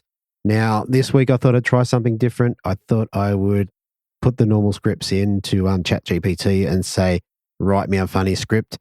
And this is what it's come up with. So take it for what it's worth. It is a script written by ChatGPT designed to be funny. So I hope you enjoy it. All right. Hey, anglers, let's talk about your boat or kayak. Is it looking more like it's seen better days than tournament ready? Do you cringe every time you scrape it against a jetty or rock wall? Well, cringe no more. Podium Marine Wraps has your back and your hull and your kayak covered. Our premium vinyl wraps do more than just make your ride look good. They protect it from bumps, scrapes, and downright disrespect its faces on the water. Think of it as armor, but it will make it fashion. Whether you want to scream, I'm here to win, or whisper, I'm stealthy and stylish, we've got the perfect design for you. And for you kayak warriors, we have got super thick, super durable wrap that laughs in the face of bridge pylons, racks, and the occasional overambitious cast. It's like a bubble wrap for your kayak, but way cooler. So don't wait for another oops moment. Head over to Podium Marine Wraps or email Corey at Podium Marine Wraps to get yourself a free quote. Podium Marine Wraps, because your boat deserves to be as sharp as your fishing skills, or at least sharper than your hooks after that last trip. Anyway, so there you go. That's what they came up with.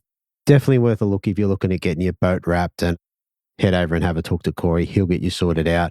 And in terms of what it said about the kayak wraps, the wraps on these are super thick. Yeah, really, really cool. podiummarinerwraps.com.au.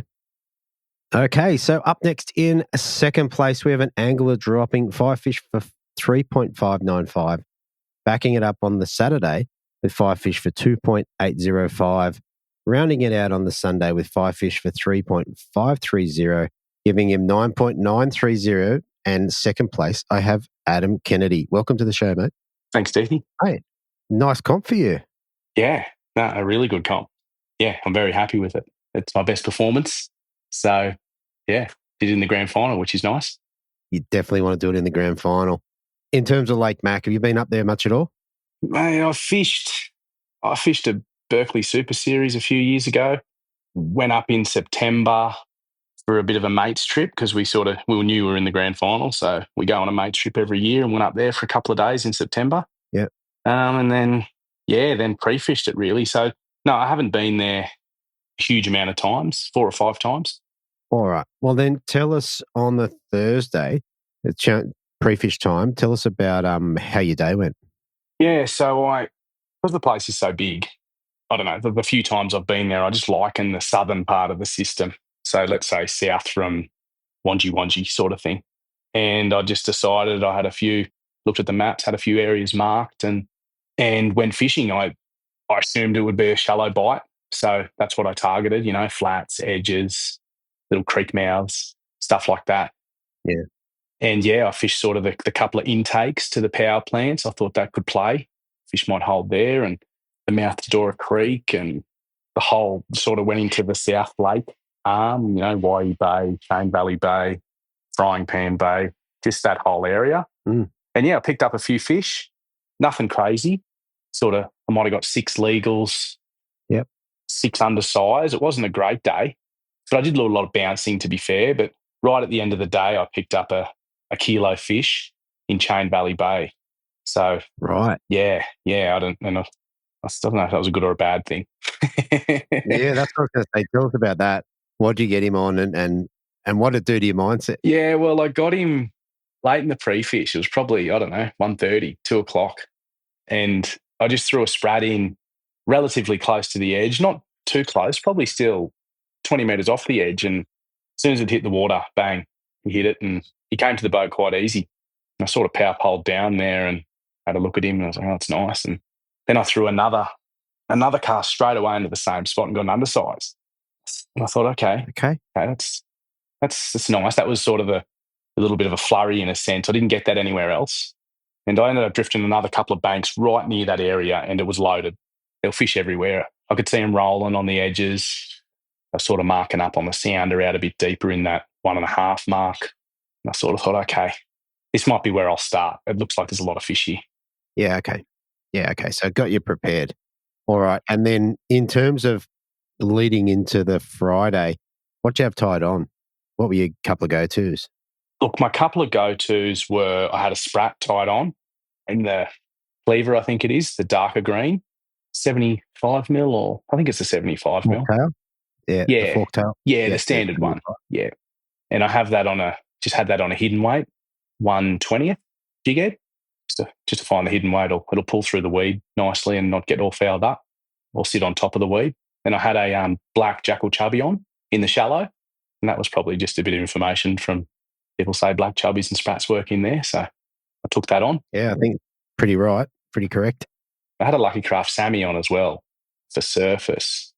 I didn't get any fish on surface in the pre-fish, but I just had that on because the water was warm. Like obviously warm close to the power plant, but it was warm everywhere. It ranged. I don't know if it's unusual for there. I don't fish it much, but it was ranging from sort of 26.5 to 28 degrees. Yeah. So I thought it was super warm. 100%. Yeah. So that's what I had tied. They were my 3 main combos that I thought I was going to catch fish on. Okay. Perfect. All right. So then tell us about Friday. How'd you go? Like, did you end up starting down there and how'd you go about getting your bag? Yeah, I did. So I had Cole Wilson on the Friday, which he was a pretty good help. Cole grew up. He's grown up in that area his whole life. So yeah, okay. He was a wealth of knowledge if I asked him the right question. He gave me a good answer. So anyway, we went down to Chain Valley Bay and it was sort of the intake to the plant there, I think it is, and went down there and it was protected from the wind. So the wind was probably blowing a bit more of a northerly on the pre-fish, and then on the day one it was blowing a bit of a southerly. That's right.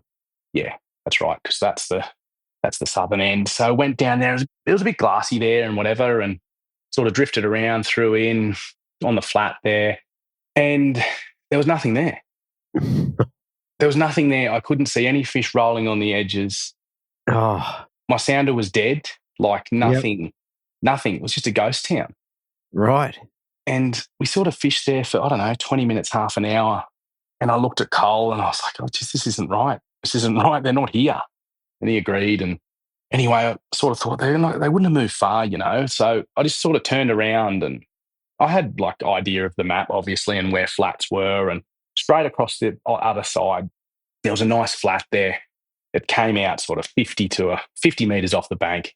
And I just said to Cole, I'm going to go over there. The wind's hitting that. There's a good ripple on it. Let's go over there. Do you think it's a good area? And Cole said, yeah, I've fished there before and I've caught fish there. I said, right, we'll go over there. Okay. So we went over there and, yeah, sat out wide. I got to the edge of the flat and I just let the wind push me in. I didn't want to sort of go over an area where maybe fish were holding. And I think first cast, I got a 600 grammer. Nice. On a black jackal chubby. Yeah. Which was great. And then we kept drifting into the edge, picked up maybe an undersize off closer to the edge. Yeah. And then I thought, okay, well, let's just go back out wide and we'll go back in on another line just to see again. And then I think it was first or second cast again out wide. I got maybe like a 300 grammer. Yeah.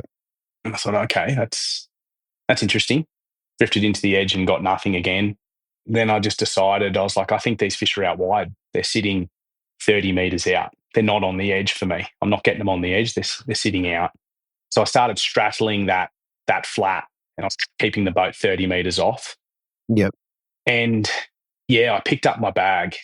It probably took until 9:30, 10 o'clock. Okay. Yeah, I got my 5. I got my 5 right. there. And that was all on chubbies? No, it was a bit of a mixture. I kept crossing between chubbies and sprats. Probably when I was mainly moving and the wind was heavy, I was throwing chubbies. But then if I poled down after I caught a fish, I'd get back up and just do a few fan casts with a sprat. And I did pick up maybe 1 or 2 fish doing that as well. So it was quite even. And okay. Yeah, we sort of rolled that pattern all day then, chucking sprats and the black chubby. Okay. From the back of the boat, how'd Cole end up? Did he get his bet? He did. He got 1.55 for his 3 fish, so 500 grammars. So yeah, not dissimilar to what you had. No, I probably just got, I think I just got one kicker and maybe just a couple of, and a 700, which pushed me to more that, maybe 2 700s actually, which pushed me to 3.5. Yeah, right. And with the chubby, how was it? Was it a slow retrieve or was it a twitch and pause or what that looked like? No, it was really basic. It was a slow retrieve, cast as far as I can, and just real slow retrieve. Like I fish it with a Braden leader, so it gives me more feel about it. I do have I fish it with about 2 or 3 rod lengths of leader, just because when I'm fishing in that cockleweed, because it's very much all cockleweed and quite tall, it's sort of, I can feel it bouncing off the cockleweed, and just, don't pull it too hard so I don't foul up. That's what I was doing with the chubby. Right. What sort of leader were you running? I run a 4-pound, just FC Rock. Perfect. With the sprat, so obviously you're probably fishing a little bit deeper with it, but how was your retrieve on that? Yeah, look, I still fish the same water. Like my boat, I worked out the best depth for the boat to sit in was maybe between 1.5 and 1 metre. Okay. That was where I tended to catch the fish, and I'd either catch it in that depth or I would catch it sometimes deeper than that depth or in a little bit closer too. But if I kept the boat in that range I worked out over the 3 days, that was where my best chance was of getting better fish. Interesting. Yeah. No, and with the sprat, the way I fish it, again, just 4-pound leader, couple of rod lengths, and 128 hidden weight. I cast it as far as I can. I pull it up about a metre before I flick the bail arm over about a metre before it hits the water, and then pull it back a metre and let it skim like it's a prawn. Yep. I let it sink and kill it for 10 seconds. Yep. Often you get bumps then or catch a fish, but then I'd just work it back in quite an erratic way. I'd really give it some hard flicks as though I'm trying to imitate a fleeing prawn. Okay. I mean, it sounds to me like that's what we do at the basin, more or less. Yeah. So, yeah, perfect. All right. So, on day 1, you got a really good bag. So, you ended up with 3.595. Where did that have you in the standings on day 1? Do you remember? So, it had me in 4th. 4th. So, right. 4th. But it was close. It was close. Yeah. Yeah. Perfect. Day 2, the Saturday. Tell us about your day. So, day 2, it was still overcast. So, it was being overcast. It was overcast on day 1. It was overcast on day 2. The odd little shower, but nothing major. This time it was blowing, the wind fully changed. It started blowing a northerly. Yep. So, it was opposite way.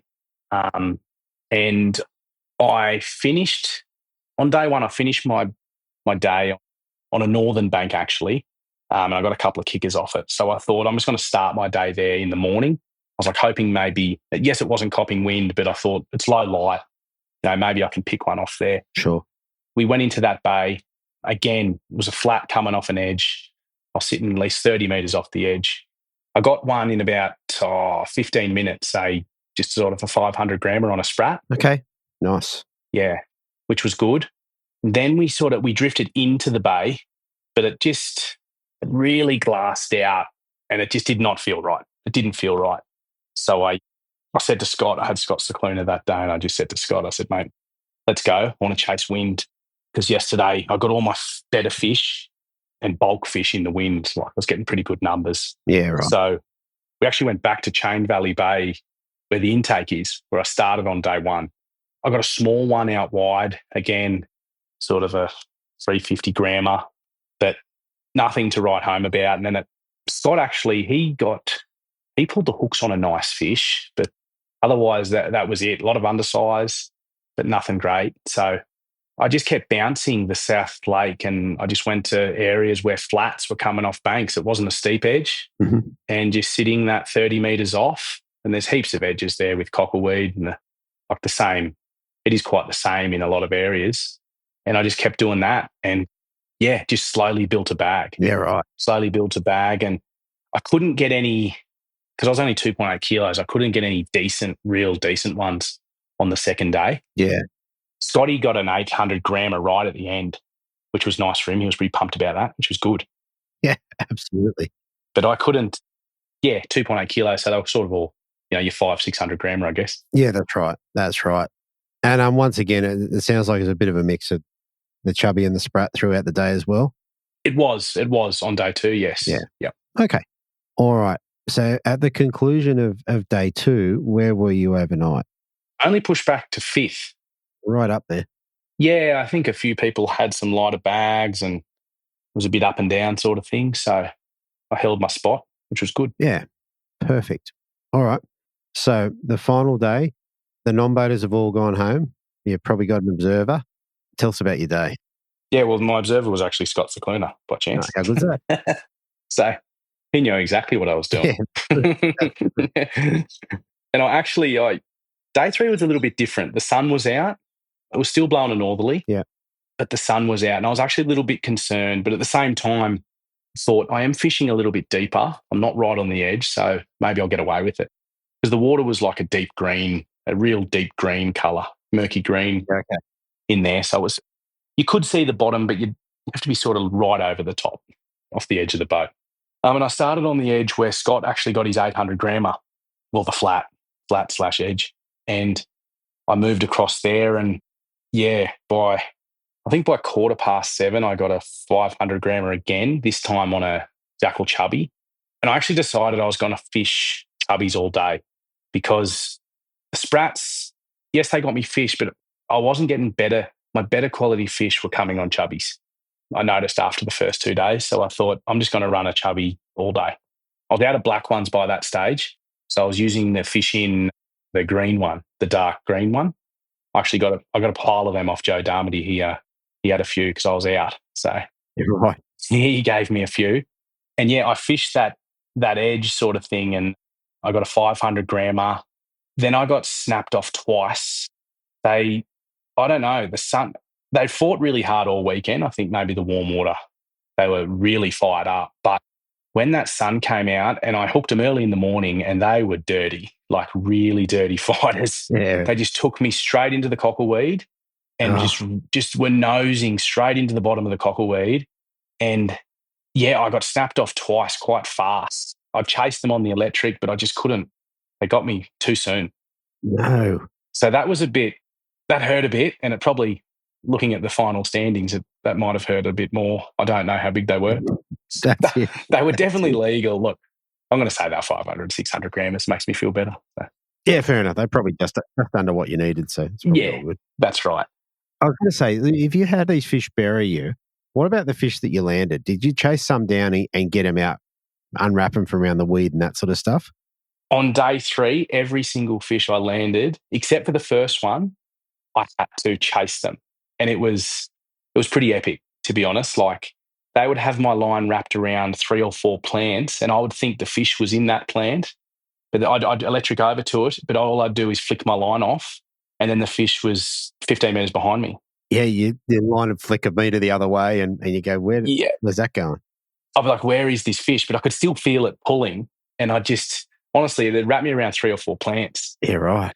But I was sort of casting in towards the bank, but still 30 metres off.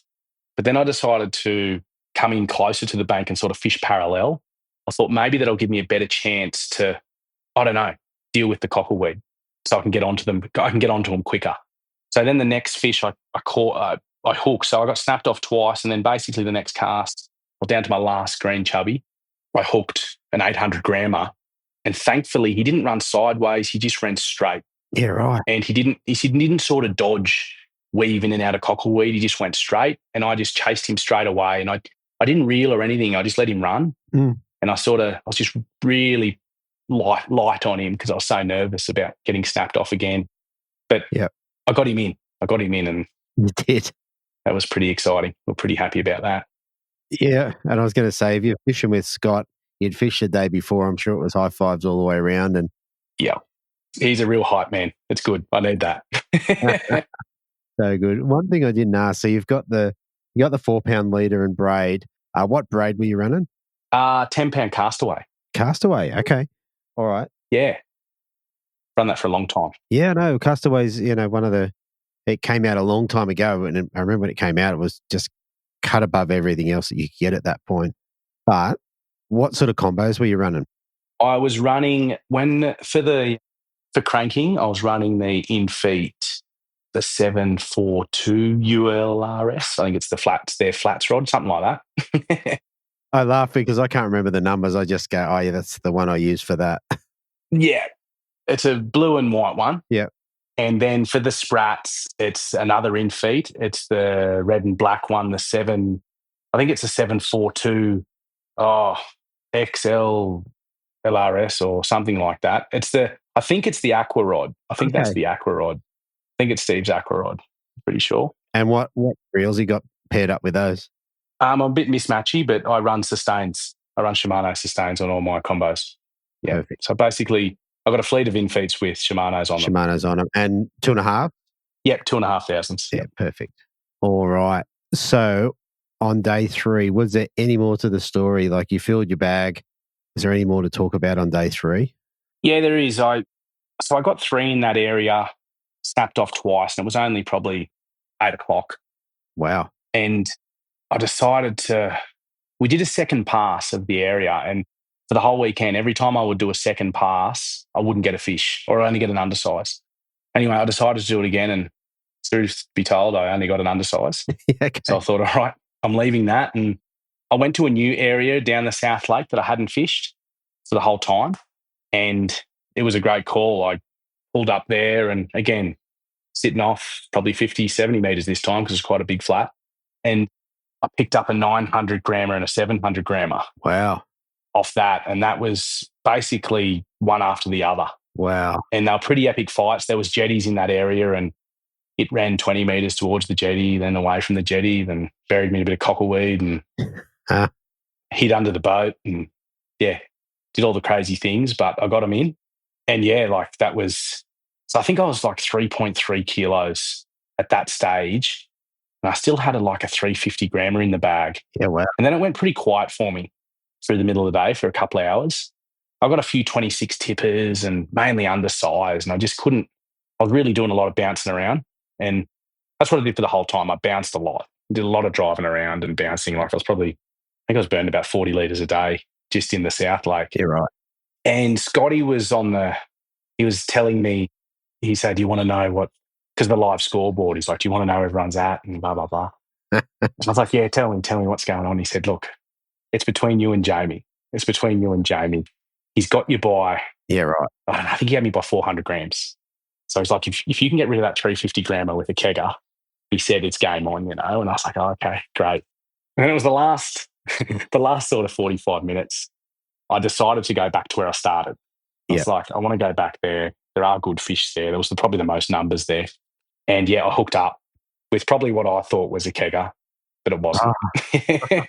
And I fought him. He buried me in the cockleweed, the same story.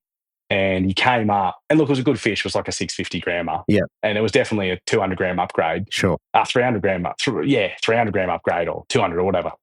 But Jamie obviously got another one too. But yeah, it came close. Yeah, right. It is a close finish after 3 days. Yeah. I got that fish and I was pretty happy about that. But I did know, I sort of knew. I was like, I think I'm just off the pace, but I think I have climbed to second, which I was pretty chuffed about anyway. Yeah, that's pretty great. All right. What about you for the weekend? Did you learn anything over the weekend, or was there anything that surprised you? Always learning. Definitely always learning every time I go fishing, that's for sure. No, what I learned was, in a way, don't write off. I guess I've probably always done it. I've always drifted in from the deeper part, and I assumed they'd be on the edge. I could get them on the edge, but they weren't, and I just found them in a different depth. And I think that might have been my key in a way to other people. I was just a little bit different in that sense, and obviously I have made mistakes in the past where I've been in a good position and I've sort of really persisted in the same area. Yeah. But I was just fishing the day. And that's what I said to myself at the start. I'm just going to fish the day and it's where the wind takes me, really. And that's what I did. Yeah, that's what you did. And look, hey, it was a pretty good result. All right. So getting down to it, so you ended up in second place, not far behind.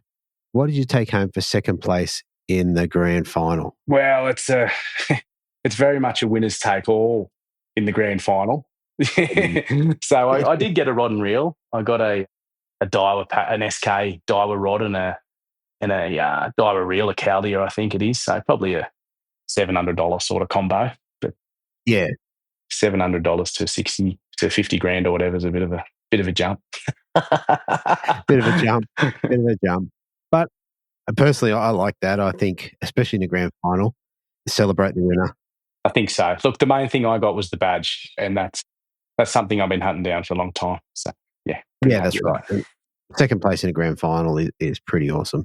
Second place in any round, to be honest. But yeah, fair enough. All right, mate. Well, look, final thing before we shoot off, is there anyone you want to give a shout out to? Well, yeah. Look, firstly, mate, I'd like to thank my beautiful wife. She's very patient with me, and she's quite happy for me to do what I love. Even though we got a a little fella at home, and she's quite pregnant at the moment too, with another one on the way. So wow, she supports me, and yeah, she's a good partner in crime. And also, look, I'd like to Joe Darmody. He's a really good mate of mine, and we've been trying to do this. We've been really trying to nut out this brim fishing for quite a while now. Really seriously for the last few years, and we bounce off each other a lot. Every time we go fishing, we'll call each other and we talk for half an hour about it all and bounce a lot of stuff off. And we did the ABTs together. And I probably wouldn't have got here or done it all without him, without his help. Sure. We do help each other out. And there's actually a crew of us. We call them the Brimbos. That's what we're called on. It's our group chat on Facebook. And nice. We talk about a lot of brim stuff, and a few of the guys have done non-boaters and they've done boating as well. And yeah, we're sort of a crew from Canberra who don't live anywhere near the salt, but we love brim fishing. Yeah, and between you, you've had some good results too. Yeah. So we're starting to find a bit of mojo, and hopefully we can get a bit of consistency anyway. Fantastic. All right. Well, mate, listen, I want to say congratulations, mate. Thank you so much for coming on. Another cool story, and it does tie in, as you'll hear when you hear the episode, it ties in pretty nicely with some of the other stories. So no worries. Thanks, Stevie. No worries. Cheers. Thank you.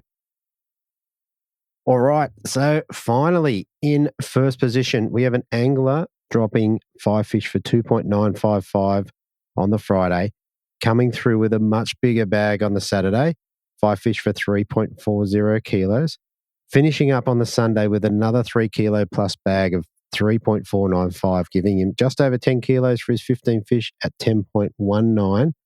I have the winner of the ABT 2024 Grand Final, Jamie McEwen. Welcome back to the show, mate. Hey, mate. How you going? How good is it hearing the winner of the ABT Grand Final? Yeah, mate. When you said that, I actually got goosebumps because I haven't, since the interview after the tournament with Morgo, and I don't think it had really sunk in really well right at that time. But yeah, hearing that then it did give me goosebumps, mate. Exactly, mate. Well, look, you look at the ABT, it's a national comp. They go everywhere, compete in all the states and what have you. And it all comes together to one 3-day competition. And yeah, you've been able to take it out, get your name on the trophy, take the other trophy home for the year. How good is that? Yeah, mate. Yeah, it's a, I guess I started this in 2012 was my first year. And the year that I started, Heath Blakey won the grand final at Bribie. And I remember that was the first time I saw the trophy. And I remember also that year, I read an article about Sean Clancy, how he won the grand final at Malakuta in 2011. And that story written about him was something that sort of just stuck with me and has stuck with me forever of how he fished and, what it meant to him. And it sort of really resonated with me with what was said in that article. And then seeing Heath win it in 2012, it's like that was where I wanted to be. So it's taken a while to get there, mate, but finally did. Yeah, mate, that is awesome. The interesting thing about that is while I don't remember the Sean Clancy win, I do remember Heath Blakey winning and remember reading his story in Fishing Monthly. And that was a great story too about, how I can't remember exactly, but perseverance and, working towards it and practicing and taking it out, which I assume is exactly the same for yourself. Yeah. Yeah, and I knew Heath well back in those days. We were both fishing for Oz Tackle, and yeah, I know he won, I think it was the non-boater grand final the year before. So that year was his first year on the boater scene. So yeah, it was freakishly well done by him. But yeah, it was seeing him win it and seeing how it just sort of changed how he was. Like he was just so happy, and it was like, it was cool. So yeah, it was something and that combined with reading the article, I think it was in QFM too, the Sean Clancy win, those two combined was something that sort of drove me at the start. That's what I wanted to achieve. Yeah, that's interesting. We might get on to Morgo and see if we can dig those articles up for us, because that'd be pretty cool to publish somewhere again. Yeah. So, very good, mate. Look, I'm really happy for you, but let's get into it. Tell us about your pre-fish on the Thursday. And I guess preceding that, did you come down and have a look around before it? No, mate, no. I always intended to fish boat holes. That was going to be my go-to for the grand final. I did a bit the qualifier the year before where I come third and I was fishing the bridge on and off, and Mark Healy was fishing the bridge solid. Where I was fishing on the bridge, it would get quiet during periods of the tide. So instead of sitting there and just sort of waiting for a fish to bite, at that time I would leave there and then go and crank boat holes. And so that gave me a bit of an indication that there were some pretty good fish to be had on the boat holes. Yeah. I think I remember doing interviews and you might have picked up a couple of upgrades away from that stayed in the bag. Yeah. So that gave me a bit of an indication that it could be done. And the boat holes that I was fishing at that point were pretty close to the bridge because I didn't want to go too far away from it. And then knowing that arena is so big with boat holes literally from one end to the other, that was going to be my plan. So pre-fish for me my preparation wasn't great, mate. I had kidney stones on the Wednesday and so I was pretty crook on the Wednesday, and my daughter was graduating from primary school on the Wednesday night. So we had a graduation dinner for her with the school on the Wednesday night, and I literally drove my car and boat to the dinner, got in the car, I think it was about 8:30, and I drove down to Lake Macquarie, pulled in at the boat ramp at 6:30, I think it was, at Toronto, and started my pre-fish. Wow. I did not know that. That's a rough start. I can't get past the kidney stones, to be honest. Yeah, mate. It's one of them things that visits me every couple of years. So I know when it's coming and what I need to do pretty quick. So yeah, but it's one of them things, mate. Yeah, so pre-fish I was a bit weary, but I didn't do a great deal of pre-fishing. I was on the water a fair while, but I put the boat in at Toronto and I started off, I went around the whole system clockwise. So I went to pretty much every set of boat holes that were in the bays. And so I had a track to every set of boat holes, and I would go in and I would fish 3 holes. So I would fish a hole on the outside line, so in the deeper water. I would fish one in the middle and fish one on the inside where it's probably shallower and maybe some weed, and work out where the fish were, if there were fish in the holes or not. And I mean, the holes only had 3 holes the area only had 3 boat holes to sort of impress me or make me think maybe I can sort of draw a bit out of this in the tournament, see how many boat holes there were, that sort of thing. So yeah, so I went around the whole arena doing that. Wow. Okay, so one of the questions before you'd answer that was, I was like, okay, how did you work out where you were going to start, north, south, whatever? But you basically went around the whole lake. Now, how did you go kind of recording that? Because that's a big area and quite a lot to remember. Did you just remember it, or did you mark it on your sounder, or how'd that look? No, I just remembered it, mate. Some areas I thought were too shallow. Some areas were a bit dirty. So even though there were fish there, I didn't think there was great numbers or great sizes. I didn't really catch anything massive, but I can tell with that zip bait sort of how many fish come out with it. Sometimes if I catch a little fish, I can pull it out from the boat hull and a whole swarm of fish will come out with it. And I can actually, they just show themselves. So I can see, there's 30 brim there and there might be 2 keggers in with them, or they're all sort of decent sized fish, that sort of thing. So I worked out that the boat holes, I had a decent amount of boat holes that were to the north that I could fish day one. Then day two, I was always going to go south. I was always going to break the system up. My plan was to worry about the first 2 days, and if I got to day 3, then I'd work that out when I got to it. Yeah. But my plan was to split it in 2. So day 1, I was going to fish boat holes. It was more central, more around Wangi and Toronto, and I think it's Belmont on day 1. And then I was also then close to some flats and points that I wanted to fish on Poolbar Island and around that sort of central area, Wangi and stuff. And then day 2, I was always going to go up, make the run up towards Chain Valley Bay and fish the boat holes up there. Yeah, okay. So you said you're able to see a lot of brim, and obviously standing up on the boat's an advantage from what I would normally fish. What's your choice of sunglasses at the moment? Mate, I have Maui Jim bifocals because I'm getting older and it's harder to tie knots, mate. So, yeah, I'm using Maui Jims. So, yeah, and I do use the live scope on the front of the boat as well.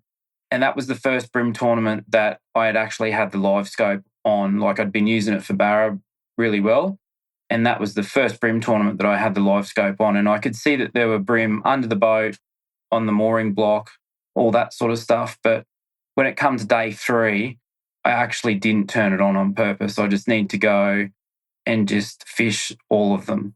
Wow, that's interesting. But I guess once you've worked out a pattern, then probably better to just dial it in.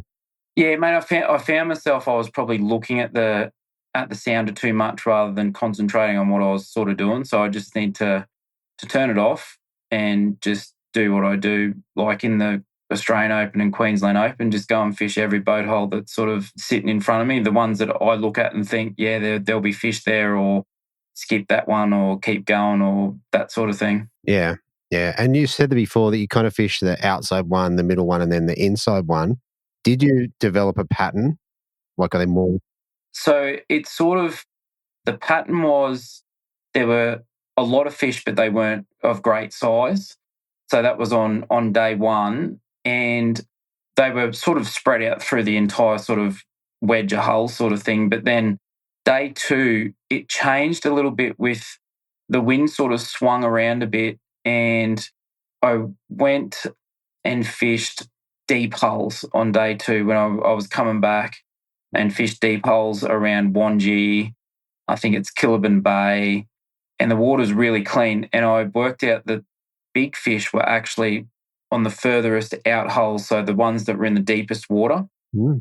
So I worked that out on day 2. That was different to what it was on day 1. So it was something that I had to adjust and sort of make some different plans sort of thing. And then I sort of targeted those boats on day 3. Yeah, right. Wow. All right. Well, let's circle back to day 1 and tell us about your day itself and how you started and how you end up putting your bags together. Yeah, okay. So I had Scotty Cicluna, who was the AOI non-boater, as my non-boater. And I went to the small bay I think it's called Swan Bay. It's in the channel pretty much that runs out to the bridge. Yeah, right. So it's just a small channel. It's probably got 30 boats at most. And there's a big flat system there as well. In front of it. It is Swan Bay, yeah. Yeah, so there's a big flat system there and the water's really clean. So went in there first, spent probably 30 minutes working the flats over, didn't get a bite, and then it was on from the first cast. On the first boat hole, I caught a fish. It was only a 26 forker, but it was the fish that sort of gave me confidence that this is what I need to be doing. Yeah. Yeah. And this is like, looking this on Google Earth, this is one of these areas where the mooring ropes and chains and what have you carve out big circles in the weed or whatever's on the bottom.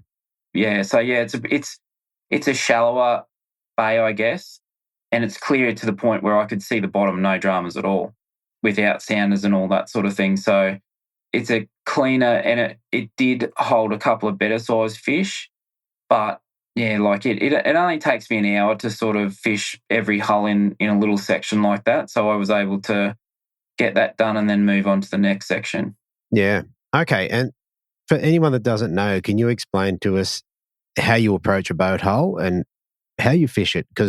And then what lure? Because I don't think we've spoken about it yet. Yeah, no. So the approach that's something that I had to sort of keep changing as well for the wind and all that sort of stuff. So I always fish from the front of the hull, so from the mooring block, and cast down to the rear of the boat. So I try not to get it coming in under the sort of the motor or the props, because there's usually that much crap that's hanging off the back of them boats. Your lure gets hung up a lot. So I usually try and bring it in sort of not much, about a foot past the transom of the boat, and crank it in through under there. But I'm using a zip bait Camsum tiny deep runner, and the colour I was using in the grand final was 509, and it's a colour that's discontinued now. I had some other colours that I just don't have the confidence in them as yet to be fishing a grand final with. So I dug through the boat and I found 6 of the Magic 509 colours that I had actually used in the Australian Open down in Sydney, and they were in disgusting state, full of, like, they had rust stains and hooks that just were growing things on them. So replaced the hooks, gave them a bit of a polish up with a cloth, and they were the ones that did the damage again. Right. So you've taken the oldest lures in your boat and you've taken it to the grand final. Pretty much, mate. Yeah. Nice. Not intentionally. I like it. It's funny. I rarely fish old lures in any competition. Yeah. But then again, if you've only got 1 or 2 or 5, yeah, it's what it is. So yeah, mate. Like, I'm that fisherman that if I'm using a lure and it loses an eye, then I don't use it anymore, because I think it needs 2 eyes, not 1, to catch properly. Fair enough. But I got to the point on Sunday that I had 2 left, and I think it was the lure that Morgo showed on his interview. It was without an eye, and it still caught fish from about 11 o'clock that day. So I'm now on the other side of the fence. Maybe you don't need 2 eyes on your lures to catch. Maybe. Well, there you go. All right. So basically you cast in front of the mooring rope to the back of the boat, and from there on, what's your process? It's just that it's something you just need to change or work out what the fish want on the day. So sometimes they just want it to be a consistent slow wind with the lure just sort of ticking away on the bottom of the hull. But on the weekend in particular, they sort of wanted it so I'd wind it a bit sort of, and I'd feel a couple of little taps or whatever, and then I'd stop it, and then you'd feel a couple more taps, and then wind it a bit more, and then just give it a couple of sort of jerks, and then they wanted a sort of more of a slow pause, erratic sort of a retrieve, I guess. Okay, and with that lure, how well is it suspending? Mate, it suspends really well. Like it's not a lure that will float up once you get it down at all. So yeah, it'll sit right where it needs to be. Like, I think the kicker fish I got on day 2, I could see it. I wound the lure through the hole, didn't get a single bite, and I could just, because it was overcast, I could just see this fish follow it out at the front of the boat, and I couldn't see the size of it, but I just gave it a twitch, and I could see the lure, and I could see the sort of the nose of the fish, and he just, like, it was paused there. It was out from the hull probably about 2 feet at the front of the boat, and I just left it there because it was like a standoff. He was just sitting there watching it. The lure wasn't moving. It was suspended, not moving. and he ended up just smashing it. So it was like, that was, it was pretty cool to watch. So, Yeah, right. And that was your kicker for the day? yeah, that was on day 2, yeah. Okay, yeah, cool. Yeah. Cool. But yeah, so, day 1 was just pretty much just sifting through the little fish. I had Scotty, it's pretty hard for non-boaters to fish well while I'm sort of doing that sort of stuff. And Scotty's a great versatile fisherman, but his flats are really his strength. So we spent a bit of time on flats to try and get him a few fish, but it just didn't seem to really want to happen. He did get one good one on the flat, and then we went back to hulls, and I gave him a zip bait and said, "Oh, mate, I tuned it for him to go from left to right, and I was going from right to left." So we were both sort of casting down and working it back at the same time, and we were both catching fish. It just happened to be I was getting the better fish, and he caught plenty of fish, but they weren't really going into his bag. So yeah, right. Ouch. So once you kind of moved on, you fished for an hour or so in Swan Bay. Where'd you finish your day up? Like, how'd you round out your bag and get your upgrades? Yeah, okay. So I left Swan Bay with a bag, and then I went to Killabin Bay, went down the back of there, and that was one of the spots that I'd fished last year in the qualifier, and it held good fish, and the boat holes were pretty close together, so I could fish a lot of holes pretty quickly. And so, yeah, went down there and upgraded the ones that I needed to upgrade, and then we pulled out of there, and I thought, oh, we'll go and hit the flats. So we went and hit the flats a bit more, and probably after day 1, so we finished on the flats. After day 1, with my bag weight and seeing what the other guys weighed, I thought, oh, I would be happy if I was able to make the top 10 on Sunday, let alone the cut sort of thing. So I thought I was off the pace a bit. But in saying that, I also thought that I made a few errors in decisions where I probably spent too much time fishing flats and rocky edges and points and that sort of thing, which is, I can do it, but it's not what I have so much confidence in doing what I do with the boat holes that I don't know why I was going away from that sort of thing, Like, I think I was trying to find that big kicker, that really big fish that I know that comes from those sort of spots. And I think sometimes you just got to sort of pause and think to yourself, I know I should be doing what I do and how I catch them. So yeah, right. I mean, look, on day 1, you ended up with 2.955. So in context of the competitions, that's not a bad bag, but like you said, just a little bit off the pace. Yeah. All right, let's roll around to the Sunday. Yeah. Yeah, tell us about your day. Who'd you take out and how was your day? So Sunday I had Glenn Hosking from Taree, who I had actually as a non-boater on, I think, day 3 in the Port Stephens Grand Final. Yeah, right. So, I was supposed to have Lance Marsh, who I had for the Queensland Open as an observer, but he was crook. So he come down and said, oh, I'm a bit crook. So yeah, Glenn Hosking ended up on my boat. So I was happy with that. And yeah, so we had him, and the sun was out, mate. Like, it was, I'm not one of them guys that sort of go into a comp thinking, yeah, I'm going to win this. This is mine, all that sort of stuff. And it was on that morning that the sun was out, and I walked past the prize boat, and I actually got like goosebumps, and I thought, shit, that like I'm going to win it. And it was actually the first time that I thought that I was in with a chance of winning it.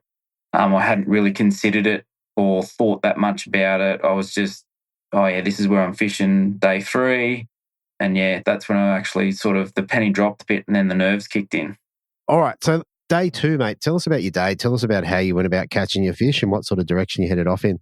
Yeah, okay. So day 2, I was going to go south and fish boat holes south. So I went to Chain Valley Bay, and there's one big bay of boats before you get right into Chain Valley Bay. I didn't spend a great deal of time pre-fishing them boats, but I spent time in there, but not sort of really hitting them. But I could see that there was a lot of boats in there. So there was a lot of boats in there that I could see that there was fish on the sounder and that sort of stuff. So I was confident that I could go in there and get bags sort of thing. So that's where I started the day off. And I think I had, by the time I left that section, I had 5 fish, but one was the 35 forker and the rest were all like, I had 2 23 forkers and I reckon I had 2 26 forkers to go with it. So the bag was tiny. Yep, but one good one. Yeah.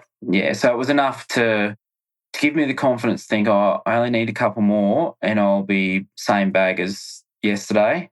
And at that point, all I wanted to do was fish the cut day. Just wanted to fish Championship Sunday. So I just wanted to get into that day with no expectations of doing anything more than making the top 15. Right. Okay. So I don't know what time it is, maybe 9 or 10 o'clock or whatever it was. You've got a bag, but a small bag. So you would have been right on the cusp of making it or not make it at that point. Yeah, totally, mate. Totally, yeah. So that was, I had my forward thinking at that time was just want to get the top 15 cut. And so, yeah, that was all I was doing. So I went to the next set of holes and I just pulled hooks on like 4 fish. And I was like, what the friggin' hell is going on here? So, and then I stopped at a flat on the way out and upgraded one of the 23 forkers for a 31 or a 32. That was another sort of bit of a confidence. It's like, that's not bad. Just got 3 more bites to sort of get rid of. Yeah. And then went and hit more holes in another flat down that way and pretty much ruled out boats. I ruled out a fair sort of whack of boats because that was when the day started to change weather-wise of wind and that sort of thing. So it was like, righto, something's changed in that all of a sudden these boat holes that had fish on them Wednesday or Thursday when the pre-fish day was now don't have anything on them. They're absolutely bare and the water colour had changed. It wasn't filthy, it had just changed. Mm. And there was some floating ribbon weed and stuff getting around. So yes, I moved back towards Wangi and it was, no, I didn't. Sorry, I went back to Killabin Bay where I got the bigger fish on day 1 because I knew the water was clean in there on day 1. So I went back in there and upgraded. I upgraded the rest of those fish with, by the time I left Killabin Bay, so I had my smallest, I had a 27, I think I had 2 27s and I had the 35 and a 32 and a 31 or something like that and 2 27s. So I left there and then I picked up some rope in the prop off, it was just not like a crab pot float or anything like that. It just looked like it must have been a random piece of rope just floating along. So it ended up in the exhaust. So the motor was running pretty rough for the last hour. So I was a little bit worried about what was sort of, because I thought, if I had 2.9 yesterday, I reckon I've got 3 today or a bit over 3 with what I had. And so I went back to Wangi that was really like pretty just around the corner from the weigh-in site. And I know the boats there, I fished them last year. They're deep, the water's clean all the time, and they're a little bit more exposed to the weather, and they're actually sort of spread out a little bit more from each other. They're not like really close in moored boats like they are further down in Wangi Bay there. So pulled up in there and second hull, 35 fork comes off it.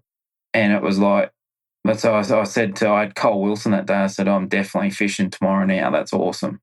So I had 2 35s, a 32, a 31, and still had the 27 in the bag. So, and then fished the rest of those hulls, and I got smoked 2 more times. I lost fish on keels of the yachts and stuff like that. So could have got rid of that 27 forker and potentially could have had a 4 kilo plus bag on day 2, but they're just the things that happen, I guess. So couldn't do anything about that, but I was just happy to have that quality bag coming in on day 2. Exactly. And I do remember you came and fished the boats in front of the launch and you were early-ish, which surprised me. But now knowing you were potentially looking at motor problems, that would be why. Yeah. But yeah, no, I actually caught fish off those boats in front of the weigh-in on every day we were in the tournament. So, yeah, so every day I come back sort of, if I was 10 minutes early, I'd just fish those. I think it's 5 or 6 boat holes there, and I caught fish off them every single day. So there's definitely potential at the weigh-in. There you go. Did any go in the bin? Yeah, no, mate, no, not at that stage because they're all pretty good fish at that stage. So no, neither days nothing went in there. Fair enough. All right. And then like we said, you ended up, where were you overnight? 4th after day 2. Yeah. 4th after day 2. And you had that moment walking down, you went and rubbed the boat up a little bit. Yeah, mate. Yeah, so I hadn't really thought about anything more than just fishing on Sunday and didn't really think about winning it and I know Pete Brukel and Scotty Cicluna, who I was actually camped with, they were saying, "Oh, mate, you've got it. You're in, like it's yours. It's no one's doing what you're doing. They're all fishing flats. They've all been flogged for the last 3 days. It all changed overnight. Guys that got huge bags on day 1 struggled a bit on day 2. You're just plodding along doing what you've been doing for the last 2 or 3 days, and you've got fresh spots to go to." And I didn't really sort of let that get into my head much. And then, I had that sort of moment before the start on Sunday, and then the nerves sort of wound up a bit, and then it was game on. Right. All right. Tell us about the day, because you got another good bag. What did you end up deciding to do? Yeah, okay. So knowing what sort of happened on day 2 late with the fish I felt like they moved to boat holes that were a bit deeper.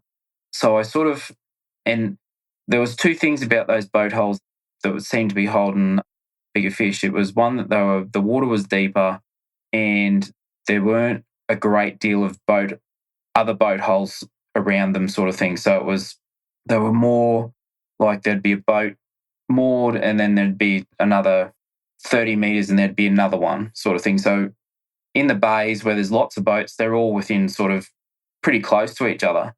So I knew where some more boat holes were like that, and I went and hit them. And I went into day 3 with the plan of I'm only going to fish boat holes that look good to me. Like on the way there, I saw there was, as you go into Chain Valley Bay, on the right hand side there's a small bay with 6 boats, and the 2 boats down the end were 2 sort of bigger, sort of Riviera looking sort of things, I guess.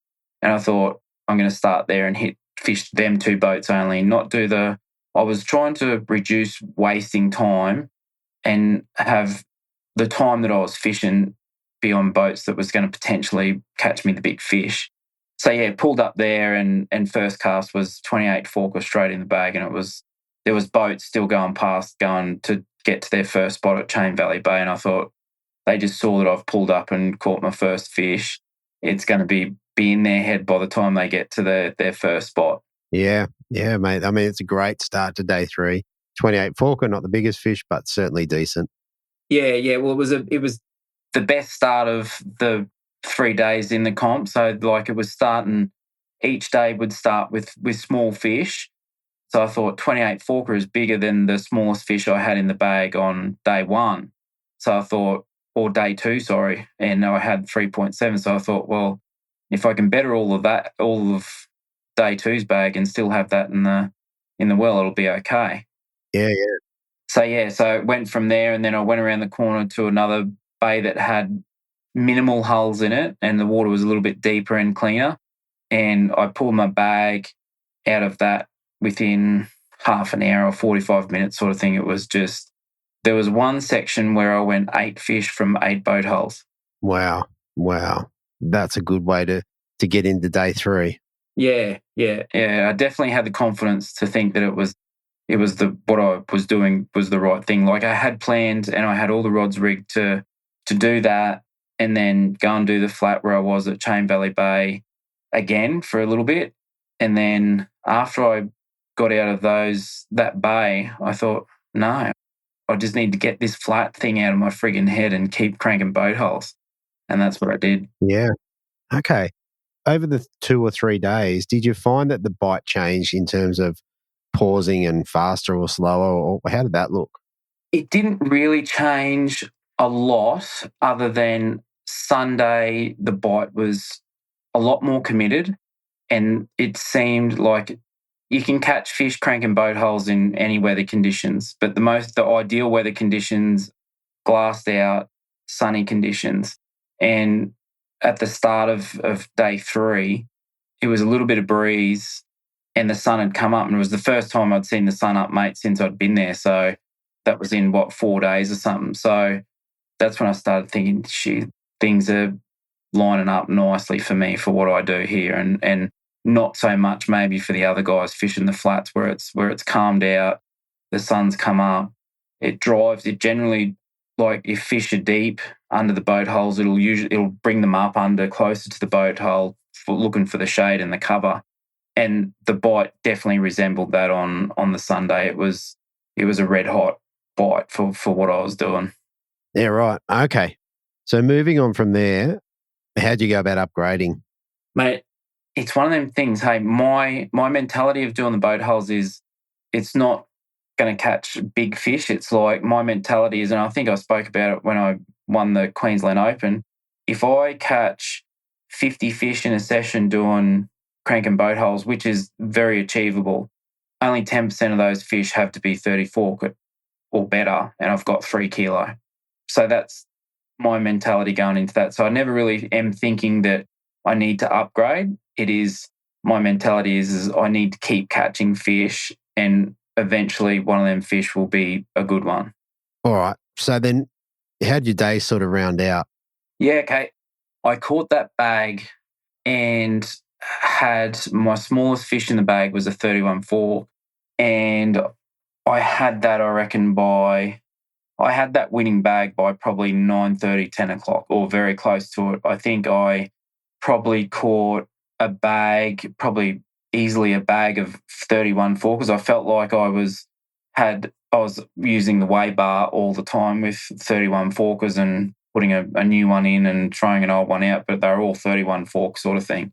So I threw a bag of 31 forkers back, but just couldn't get rid of that length size out of the live well. So I hit all those spots down there at Chain Valley Bay, went around the corner toward Bonnells Bay where there's some boat holes where there's only sort of 6 and they're all spread out sort of thing. So I think sometimes the boat holes that are in spots where it's a random one where it's just away from all the other boat holes, that will quite often hold really good fish.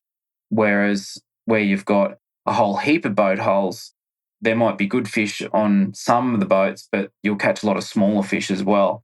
So that day 3 mentality for me was to look for boat holes that were sort of secluded or on their own or a little bit deeper or just a little bit different to the other boat holes where I'd fished the other day. So I pretty much hit those spots knowing where they were because I'd spent that time on pre-fish day on which boat holes were where sort of thing, and I had them sort of burnt into my memory where they were. So I just hit them ones. So I hit that one at Bonnells Bay, then I went back to down the back end of Rathmines. There's some pretty cool holes down there that suit sort of that sort of fishing, like they're a bit bigger. So the smaller yachts you'll catch fish off, but not all the time. But the bigger yachts or the bigger sort of Riviera style cabin boats will hold better fish usually.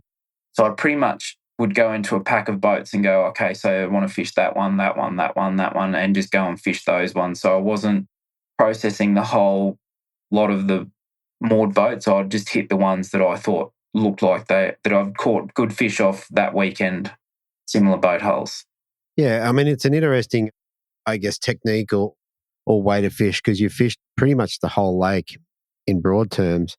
So at some point, you have to be down the end where the big ones are, whether it's one side or the other. Yeah, and that's what Glenn said to me. He said, you know where all the holes are. And I said, I've been in every set of holes on the lake on Thursday. So I said, I know where they are.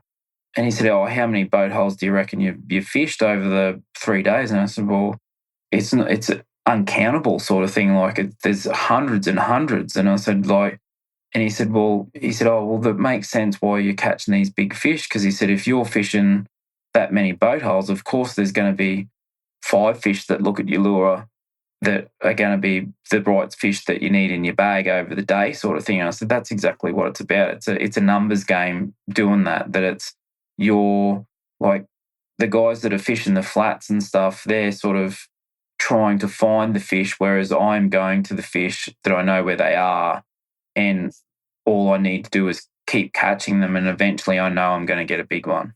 You'll come across one. Yeah. Fair enough. Okay, so from what you've said, you more or less had your bag by 9:30, 10 o'clock, or somewhere in about that point. Correct, yeah. And then kind of wound out the day with maybe an upgrade or so after that. So there was heaps of fish caught throughout the day, like just ridiculous amounts of fish, but just could not get past that 31 forker by the end of the day. It was just one of them things, like I had that weigh bar out friggin' once an hour with another 31 forker, and it'd be like, oh no, he's still there, or I can replace him, probably be like a 20 gram upgrade or something like that. But it's like, knowing what grand finals and Australian Opens come down to in the end, it's the 20 grams is what can be the winning or losing fish. So yeah, I was doing as much as I could to put every little ounce in there. Yeah. And the other thing you did is, I know you're active on the app. You actually put your fish in and it was up to date as much as you could. Yeah, mate. Yeah, I was actually.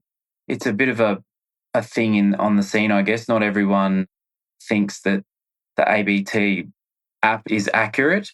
So from the Australian Open, Nicole gives us this card that has the weight length curve on it. So I found that in the boat, and I was actually using that on day 3 to put my weights in. So I'd be like, okay, so this one's a 35 forker. It says it's 900 and whatever grams it is. So I put it in exactly what it was saying.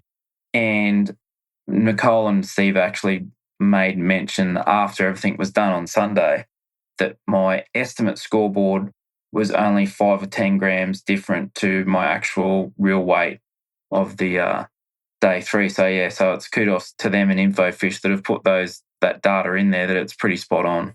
Yeah, I think so. All right. So last thing, look, before we move off the fishing, can you just run through your main outfit for cranking the boats? Yeah, mate. So it's the same one as I always use. It's a Samaki C12 Gen 3. It's 1 to 3 kilo.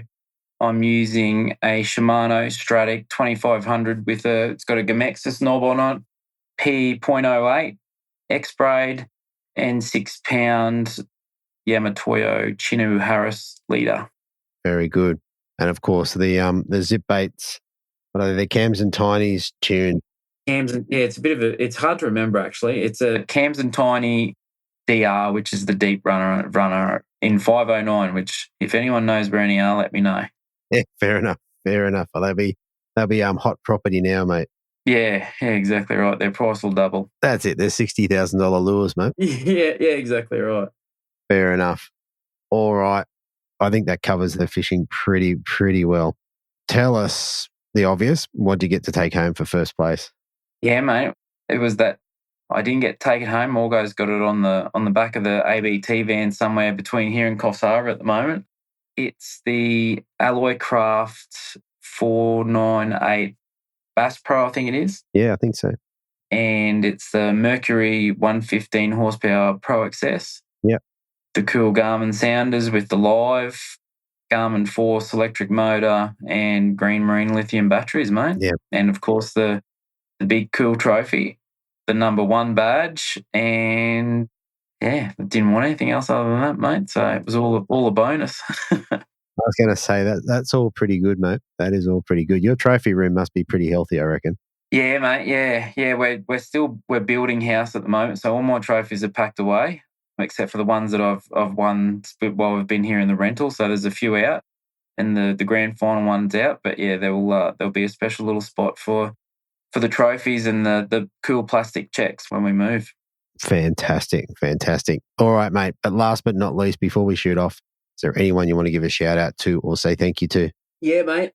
Of course, like I have my own sponsors and stuff like that, but the Nicole and Steve at ABT, without the effort they put in during the year, we don't get a grand final like that. And I just want to say the format of the top 15 cut on the last day was just perfect. Yeah, it was exactly what the grand final needed. It was the boaters can go out without any worry that non-boaters are going to be trying to climb up the table and cast over them and stuff.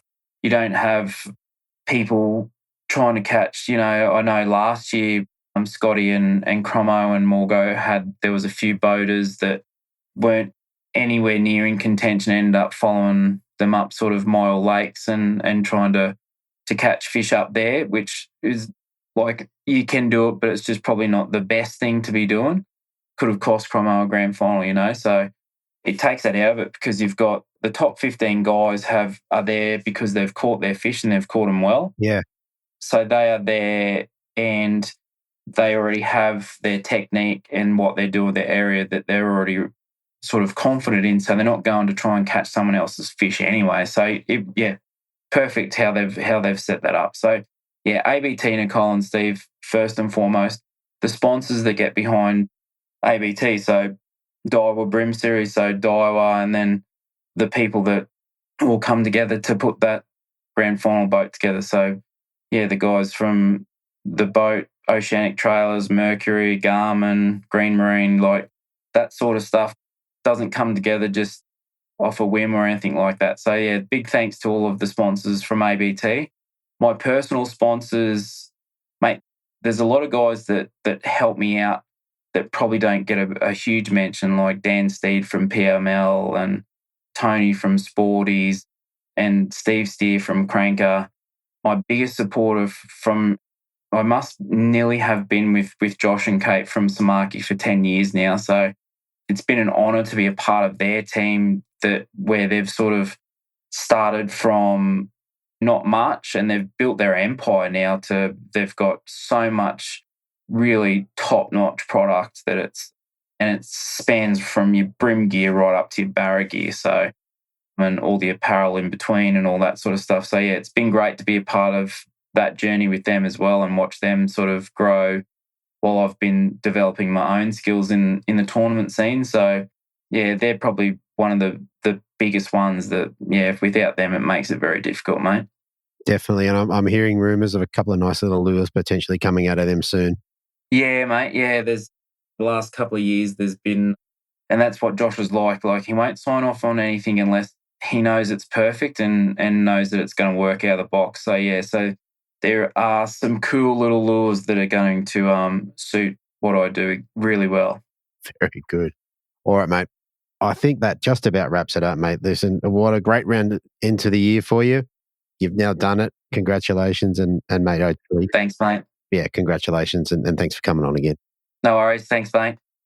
All right. So there you have it, everybody. One of the bigger episodes for a long time. Great stories. I really enjoyed doing this and was fortunate enough to be able to record these over about a day and a half and ship it off really quickly. So it's all nice and fresh and exciting. Like I think I said in the intro, the format would definitely seem to get a lot of ticks from the anglers. So definitely a win. And the whole cut at the end, I think, just narrowing that field down, yet everyone in that top 15 really having a potential shot at the win. Okay, I think this has been a massive effort, so I'm not going to ramble on for too long. I want to thank you for listening, for getting to the end of the shows. It's been a great episode. I've really enjoyed recording it. We're starting to wrap the year up.